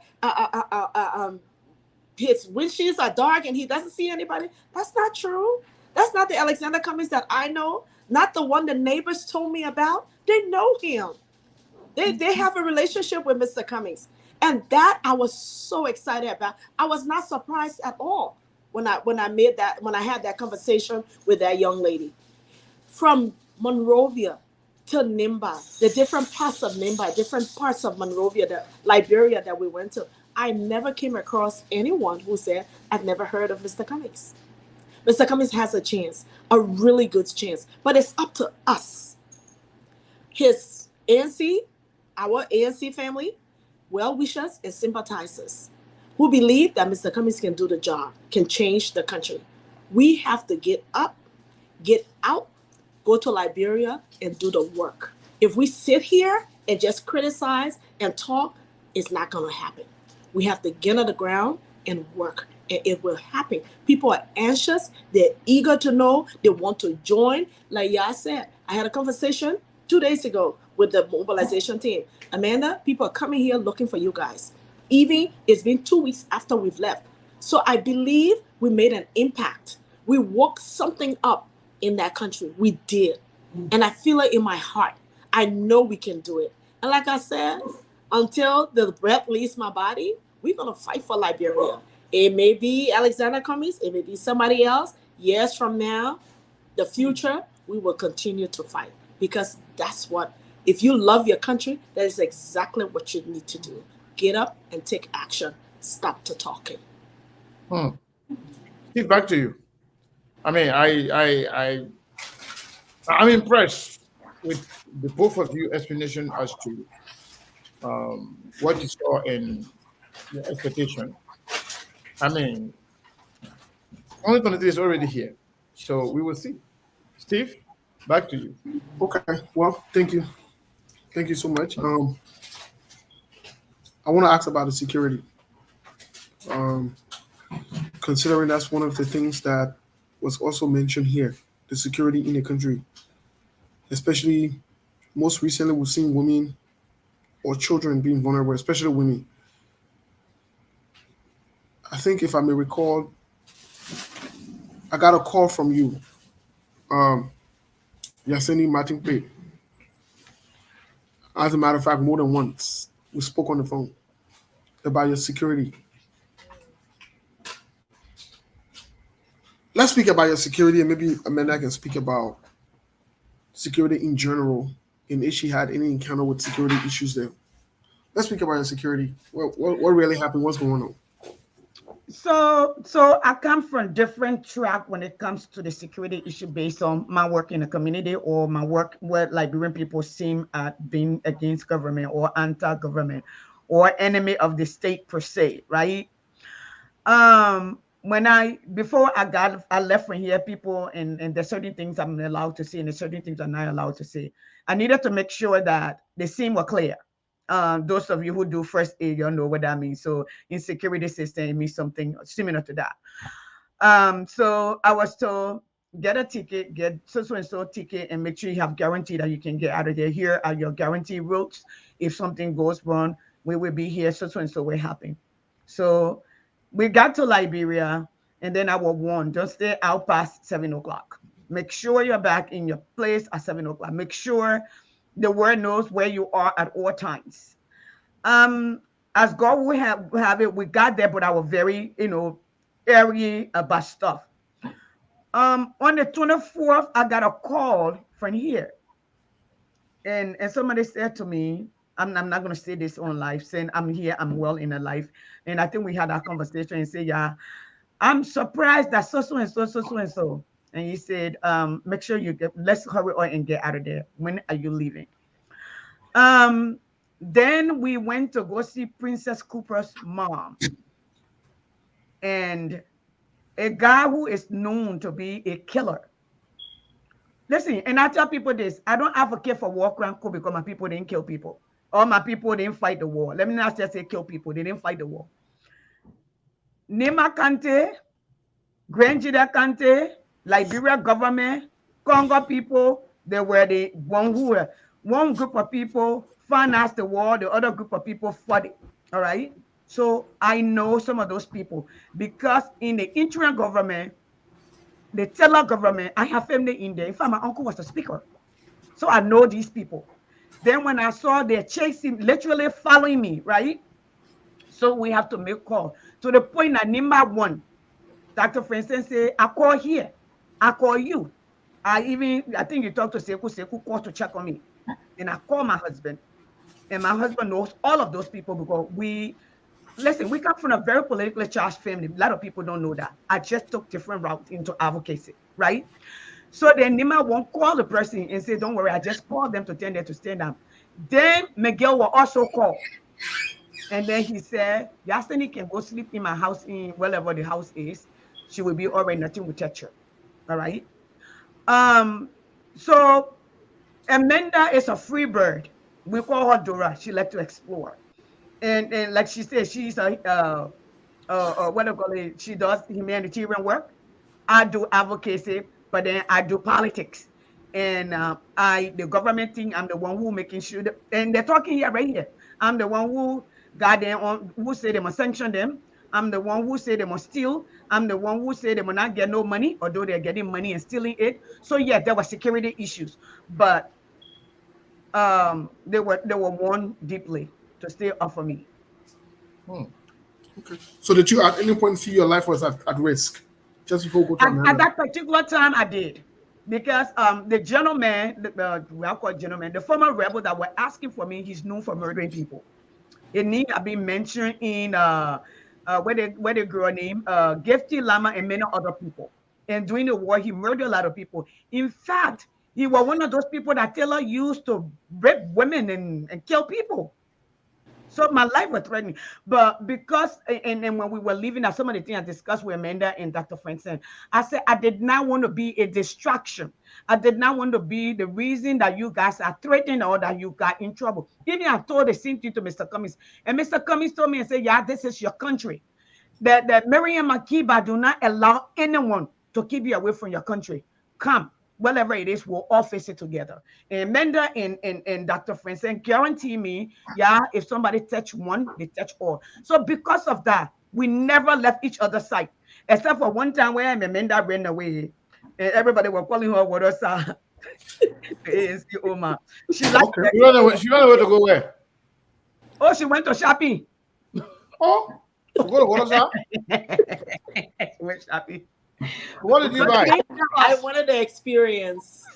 If I can speak on that, if you give me a minute, what she's talking about. We have been down. Watersa were invited by a group of women, and when we got to Watersa, quickly, we're afraid. The crowd was huge. There were a lot of people, and you hear, oh, the Sokos and this and that. So you're thinking to yourself, Lord, we're here. Don't take your phones, wash your jewelry, all that kind of stuff. But those women locked arms with us, and they circled us. They had their friends, their Zogos friends, circled them and told us, looked at us and said, look, we got you here. You are sisters. You're safe. Nothing will happen to you. Just how you came here is how you're going to leave. And I tell you, it was a beautiful experience. We went down running, singing. And as far as our eyes could see, we saw women shouting and singing, ANC, and Mr. Cummings, you're Leo, that coming, we want, so that kind of thing. It was just really touching and amazing. So what she's talking about was a couple of days later,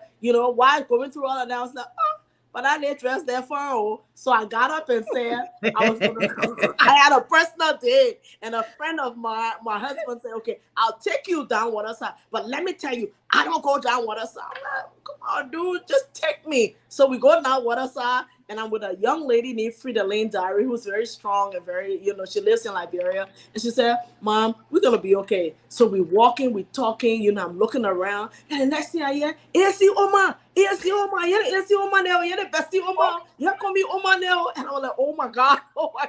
And then, in the marketplace, you all said they know about Mr. Cummings. Now, what else out? Yeah. And then they will move people, let it Oma pair. I relaxed. And I thought, wow, this is nice. I like the feeling. This is home. Now I can fit right here in Waterside. I'm good. So that's what she's talking about. Oh, okay. Yeah. I mean, you didn't answer the security question. That's what I forgot to say. Security, yes, it was a constant reminder because of Yacindi and what she does and what she brought with her. People and all of that. So we were on the lookout. Our antennas were up all the time. And also the situation with Dr. Francine, mom, taking the picture, and the young people started to get a little rowdy when Francine stood up to them. Those were the only 2 times that something happened. I can't remember if I'm missing that. I mean, y'all help me, but I cannot remember any other incident that was threatening or harmful, except for that we couldn't see, but maybe beyond what we knew of, that they were watching y'all and in that situation. But other than that, it's just what we hear, what we didn't experience it, but what we know is a fact what the citizens of Liberia go through, that they are not secure, that it's a state of lawlessness. People take actions into the and matters into their own hands, and they do what they do to each other. And to me, that has to be addressed, and the people of Liberia need help. Okay. Well, let me ask you guys maybe my last question, and Sekou can take it, or that will be my last for the day. But you never know, something could pop up. But you guys went to Liberia, voters education. Yet most of the pictures we saw or the videos we saw, it appeared that there were only ANC members that maybe you were educating or you were informing about voters education or whatever it is. I said it appeared. Did you have the opportunity to connect with other political parties or other Liberians apart from Liberians who are from the ANC? If so, how did that happen? How did it go? And what was the reception? Menda, let me come in. So Go ahead. we traveled literally 5 candidates, different towns, to talk to them, to know the roles and responsibilities as citizens. Letting them know that the most single powerful asset as citizen is the vote. It determines the future. It determines the future of their children, their health, their welfare, their security, justice, accountability on all of these things. So when we went to places like Dengamo, they're not ANC territory, and the reception was very good. After they heard us, other elders came and they pledged their support. When we went to Yahweh Maison, Dr. Francine, other home, where she has never been, was her first time going. The people there came. You see, we also have to look at the culture dimension when we're talking about connection, right? When you leave Monrovia and get outside of Montserrat, people don't speak English like that. When you go up interior, people don't speak English like that. Most of the places that we traveled, the phone don't work there. Internet don't work there. You got to literally, and that's why I'm talking to us, the chat room voters and the Facebook. Listen, you guys are doing a great job. People know us in Monrovia, in places that the antenna works. But when you go like in Dengamo, we have to speak Mano, or somebody have to interpret. Even certain places beyond Saklepie, you got to speak your dialect. People, and let me say that we had an opportunity to talk to different segments of Liberians. The uply up, the middle up, the lower up, the down, the lower, to the lower. To the child are walking barefooted. Amanda will tell you, hugging and holding and talking to them. Young girls who frying stuff and talking to them why their vote is important. In fact, when we went to Yahweh Maison, the guy said, but what we come in vote for? The people told all my vote job we are going to do and so what we vote for you for. So and we had another boy who voted for CDC. Remember the boy at the water side? I saw the boy washing in the water, Steve. It was so sad. The water is so dirty. And I thought to myself, I wash my clothes in the water, my skin will itch. But I guess that the same water, all of us used to wash clothes in there because, they say when you're there, you're part of it. You don't see where you're missing because you never see anything differently. That's where they know. People, when they know where they know. And so I went to him. We got that, I think, on recording. He was washing with this soap and a load of rock. And there's a name he called for it. So I struck a conversation with him. And I said, who are you going to vote for? He said, but there are 3 people in the race. That Cummings, that Boaka, that we are. We just vote for we are. And I said, why we vote for we are? He said, because I voted for him before. So Amanda came in. So Amanda asked him, have your life changed since the last time you voted? He said, no. But the other paper too, I won't vote for him. And I said, what's about Cummings? He said, but the people say, I said, what do you say? So we begin to talk. Then his father came, the father, the stand chief. And he said, I support that Cummings. My son, then the children were not listening. Now they not learn. They will listen. Yes. All the young people that we talk to them, they didn't listen. But they will listen. Say I came back that little boy be calling me. You know, get all his friends there. The motorbike children, we stop. I say that one man. The motorbike children there are their man in Bon County. So Steve, to answer your question, we did go outside of ANC. We talked to Nima one. We met with LP Liberty Party officials, some of them. We met with the chairman, who were very helpful to us. All right. We had lunch, working lunch. We had working dinner, you know, like I said. And there are other people undercover who, because of reprisal, they don't want to bring themselves until the right time. So they're silent voters who are pumping in time and convincing people. We met with different segments of women group and men group, students, leaders, okay, who don't want to come on the scene, but they're, you know, working on a current, because some of them working the hard is surviving. They don't want to lose their job. People say you're in business, you don't support the government.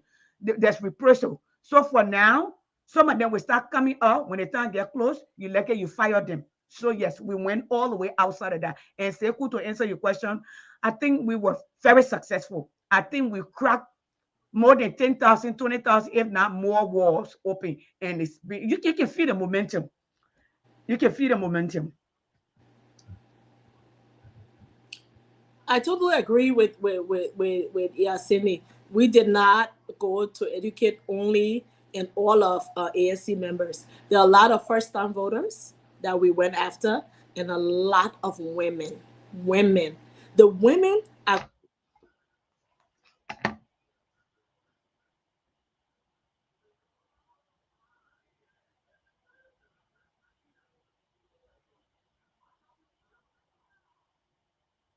for us. I thought I lost you for a minute. Those are the people who would change things for us. So we spoke to people who have never voted, people who were discouraged and said, I won't vote again. We had a lot of those. We were able to convince them, educate them. We brought them on our side. We were able to, you know, get them signed up and everything. So we did a lot of that. So I can honestly tell you that we reached a lot of people who did not vote before and who were discouraged. Thank you. Sekou, it's up to you. Yeah, so I think we have hit the 2-hour mark. We normally do the show for just 2 hours. Sometimes we open line, people can, you know, make up to stay here longer. Today, we want to just, I want to say thank you to you guys for coming.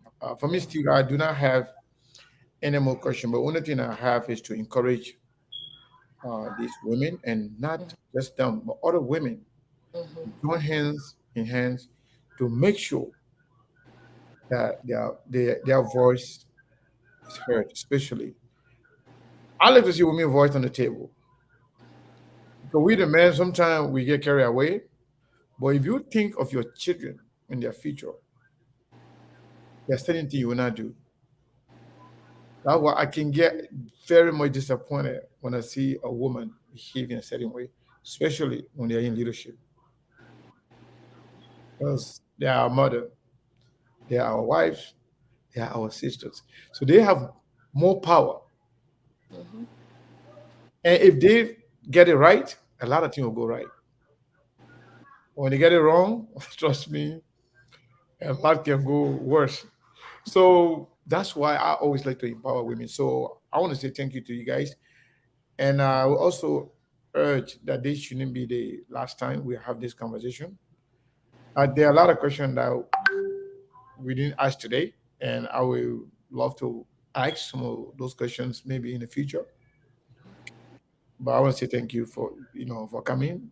Many people are excited and really love the experience that you guys just expressed. I want to say thank you, Steve. I got nothing else to say, just admiration and appreciation for what they do, and to encourage other women, not to join ANC or join Liberty Party or whatever. Get involved. Exactly. Get involved. That's my closing thought. And I know one thing. When you get involved and you're honest and you're genuine, in the end, you'll follow the truth. But just have to get involved. That's what I gotta tell you guys. You guys are marvelous. I really, really enjoyed, the conversation, and we hope to have more conversations moving forward. Well, thank you. Let me allow you give your parting comments before I make the announcements. If you want to stick with us to close, that's fine. But let's ask you for your parting comments. I like to reach out to anyone who supports change in Liberia. You do not have to join ANC. You can join ANC. The door is open. You're welcome. But if you're a sympathizer and a well-wisher, and you believe that Mr. Cummings can change Liberia, Yacine Martin, Francine Richardson, and Eloise Page, Amanda Wright, reach out to us. We have a plan. We have a blueprint that we're putting together from our trip. We want to invite you to give us some time. Maybe give us a week. Maybe give us 2 weeks in Liberia to do some work. We'll work with you. We'll show you the ropes. We'll tell you and show you what we did, what works, what doesn't. This Liberia is for all of us. We cannot sit here and criticize the present government or the future. In order to change things, we have to make that sacrifice and go on the ground. If you cannot go on the ground, just get in touch with us and just support our efforts. We encourage you. And thank you so much for following us and supporting us. God bless you. So, Sekou, I want to say thank you so much and thank you for the support, even while I was in Liberia. How are you going to call somebody in Liberia who's scared for their life, then you say, I'm mad at you, you left you.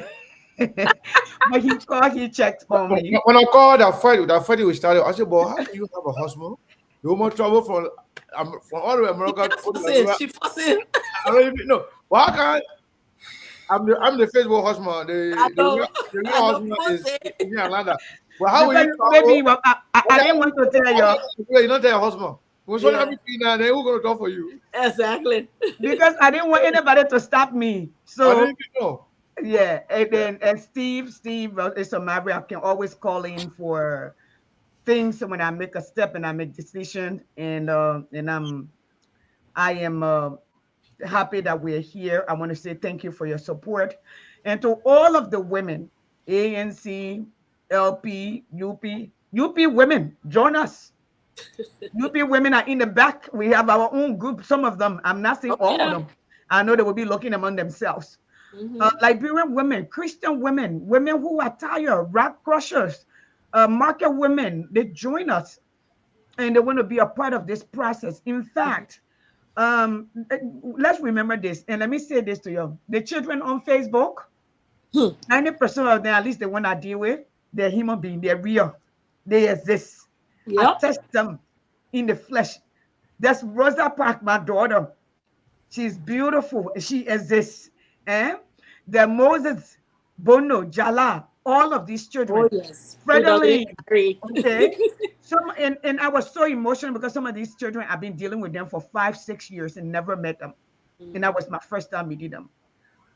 So it was good. Listen, you can build relationship on Facebook, but it gets better when you touch them in the flesh. Steve, we have a lot of work to do. If you are Liberian, and I know I see people come here and say, you're just bring ANC people. We avail ourselves. UP avail yourself. Tell Papa Buaka to come for interview. Cummings been on the, here since 2018. Now come here 2018, 2019, 2020, 2021. You tell my Papa Buaka to come here. And they don't write down question for him. He comes and he speak from his heart. You tell Belinda you to come.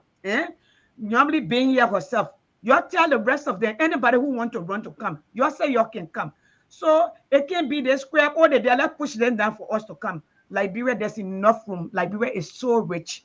If we do it right this time, Liberia will take a place in the community of nations. And you know what? If I need to do it again, I will do it again. And I want to say thank you to Amanda for continuing pondering on me. I want to say thank you to Dr. Francine for her word and for her friendship and her sisterhood. And to Eloise, who always come, but know how to cut somebody's flesh. And yes, she does. She knows how to do that. Yes. So we all come to the table with something, But then if that what creates a team where sometimes you're strong, I'm not, where I'm strong, you're not, but we complement each other. So to all of you Liberian people, this is not an ANC team. I've never been part of a political party in Liberia. I chose to take a stand. I chose, like I said earlier, let Susan B. Anthony to stand with Woodrow Wilson. That me, Yacindy, would be possible. I chose, like Dr. Martin Luther King, to stand with Lyndon Johnson and speak on that so Black people can be heard. I chose to be like what her name, Susan, Penny Perkins, who brought up the Social Security to align with a politician, Franklin Delano Roosevelt. So like America, we have the New Deal that we have today that we all enjoy. So I've chosen Osar, the Mandela who stood with the ANC instead of taking care of his law firm and went on to become the president and set the tune. I've chosen Osar. The SAR is Liberian SAR. And I think Alexander Cummings this is not about Alexander Cummings. I told him in his face, you were there, right? This thing is bigger than Alexander Cummings. It's about the country. It's about the future of the country. Who can bring the needed change to put Liberia back on track or put her on the right road that Liberia can experience the essence in which she was created, to be an oasis for Black people, for brown people. That's the essence of that. My son, Steve, it's an honor, sharing a platform with you. And your voice is powerful. Your voice is respected in Liberia. Our people are listening. Our people are like Liberian. Our people are like Liberian women. If you are a Liberian woman, we're not talking, she won't want you again. And a woman for that matter. If a woman start talking, fighting for you, nagging you, she want you. She's checked out emotionally a long time ago. So take that. The people are quiet because they're tired. They're just waiting for election. Thank you, Mo. The people are quiet because they're just waiting for election. Well, tomorrow we will be on, by the grace of God. We'll be talking strictly politics, as you are already aware. We'll be bringing you other news. And in other news, I think Amanda will make other news today on SKTV tomorrow, because we saw I don't see kissing for a very long time. What? No, I don't know that. Amanda Wright is going to be one. Your ANC you get noise for two. What? Wow. I saw love, I give up. Wow. Oh my goodness. Too much. Tomorrow you'll be on the news. You will be on the news. I got dead meat. And for those of you who didn't see it with Capital A, we play other news. So those of you who are learning to kiss, I thought they're teaching in laboratory with Amanda bringing the case in power. Oh goodness. You must make sure you show a Bugatti in the street. Yeah, we'll compare the Buga and the kissing and see who. As watch you do Buga. The help Buga, yeah. Because she can't dance. Maybe President, look at her. Maybe President, we are saying you're feeling the Puga challenge. You will look at the kissing challenge again. Yeah, we challenge Joe. We are on the Puga. No, we'll bring the kissing. Lead the Puga business. We can bring the kissing, oh. That was I send it to Amanda already won the kissing part. We will take that to her. I send you a kissing video to the president. Yeah, I'll tell the president. But we met McGee in Brussels, didn't we? Yeah. Yes. That Joel. Remember in that Joel. No, but he was friendly. He was saying we met the Liberian ambassador also in Brussels. Brussels, he was nice to us. He was very nice to us. Very hospitable, and we have worked together. We worked on the Ukraine stuff. We worked together on other stuff before. For me, I don't mind so long about a betterment of Liberia. We stay and more. You know how I do. That's how we do it. We don't have to be enemies. But it was good in having us. That was our Liberian experience. We will have a full report coming out. Yes. Since you're here, let me make the announcement, and we'll make it tomorrow also.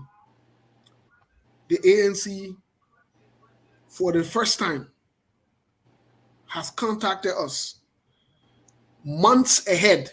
I'm not saying days or weeks. I'm saying months ahead, that they would love for SKTV to be part of the official program in California, December 9th through the 11th. My people, we not made no deal with the ANC yet. We were let me talking in our simple English. We will tell them what we want so we can come there because people will not do anything free. When we finish, we'll tell you exactly what the deal will come up with the ANC people with. We'll tell you. But they having some kind of program December 9 to the 11th. They now call us on the phone. They now ask us to please be there. You get it? So you can say we ANC men in that coming station, coming that bar, all they want that one. They see where our Liberty Party contacted us. We told you the initial conversation, and as time goes by, subsequently we update you guys as to the arrangements and if we go or if we not go.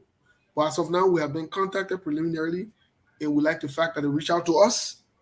But we have to seal up the deal and come to a conclusion so that everybody can know what they're doing and know what they're not doing, my people. So you're ANC people now contact. If you unity party people, you won't contact. You tell one couple of people contact. You what a guy need, what my boy need. That cassette people contact. We will not get no problem. CDC said you contact the unity. The only thing will tell you, we'll come to the table, we'll not take no stealing money. We don't want no criminal money. No. We don't want it. Oh, we don't want it. Yeah, because they get bad money and they get good money. Me, I don't want to take no criminal money. So ANC people contact us. We not agree yet to the contact. But you should consider, because it would be a really nice program in California. I'm on that committee. It will be a really nice program. So you should consider. I'm glad. We look at it. So thank you so much for that. Okay. Yeah, but let me also say this. We are making a round. Okay, we're gonna be in California before we go to California, and I'm gonna be there. If you love this woman, you follow this woman, please be there. We will also be in October. We have the national convention in Maryland. Yes. Okay. We will be advertising. We're going to be talking about. Listen, we can chew gum and walk too. Come hang out with us together. Let's build Liberia that we all envision. People may sacrifice for this country. You can sit on the sidelines, say ANC people. I don't get paid for talking. I don't get paid. We use our own money, and some of you helped us while we were in Liberia by buying tickets. We were spending $150 to $200 a day for gas. Okay, we had to eat. We left our jobs. Okay, internet. The 17 days we spent $240 for data. $240 for data. It's expensive. Yeah, very expensive. Yeah. All right. So we want, if you want change, their country where we in. The people continue, even when Donald Trump came and it was not doing right, the people stood up. Let's stand for Liberia. Don't do it for Cummings. Do it for Liberia. Because this journey is bigger than Cummings. All right? This journey is bigger. And I know us Liberians, we vote based on relationship. We do stuff based on relationship, whether we believe it or not. The reception that we got in Dengamo, that Nyahunta, the song goes, come on. We were. I know. Relationship, they were talking about relationship. So the connection, all right? So we do with that noise. So you all join us. You all thank you. Come with us. October in Maryland, California. December and October. Save the date, guys. So y'all thank you. My Thank people you. will be on tomorrow. Tomorrow will be all politics, like I said. Will be, in other news. Amanda will be part of other news. Man, I won't beg you, man. You must play the whole table. And she'll be in other news. do you want me to play the buga for you while you will go? No, that's okay. That's okay. That's okay. You play tomorrow. Which one? Okay, so tomorrow will be on, like I said. Thank you so much to your team. And please, they reach out to us to request coming on so that we could talk about this. Let me say this to everybody. This platform is open to everybody, but at the same time, we're not going around chasing you. Let's be clear. You got something you want to talk, reach out to us, we'll try to schedule. If you think we're going to be chasing you around, you're wasting your time. You are wasting your time because we got other people that want to come on. We will be coming back when we plan the next trip. We're going to be on this platform. In fact, we will be here to talk about the convention, the communication team, the committee. All of them will be on this platform. We'll make our rounds in the community. Listen, even if you got CDC platform, you want us to come, please call me. I was on the platform this morning in Asia. The people in play to go for me. But you know what? That's Liberia. All in the family. Every family has one. And I'm available. Thank you, Steve. Bye, guys. Bye, Thank you so everybody. much, And thank guys. you. Have Thank a you good for day. having us. Bye-bye. Yes, we'll get to the music here really quick. You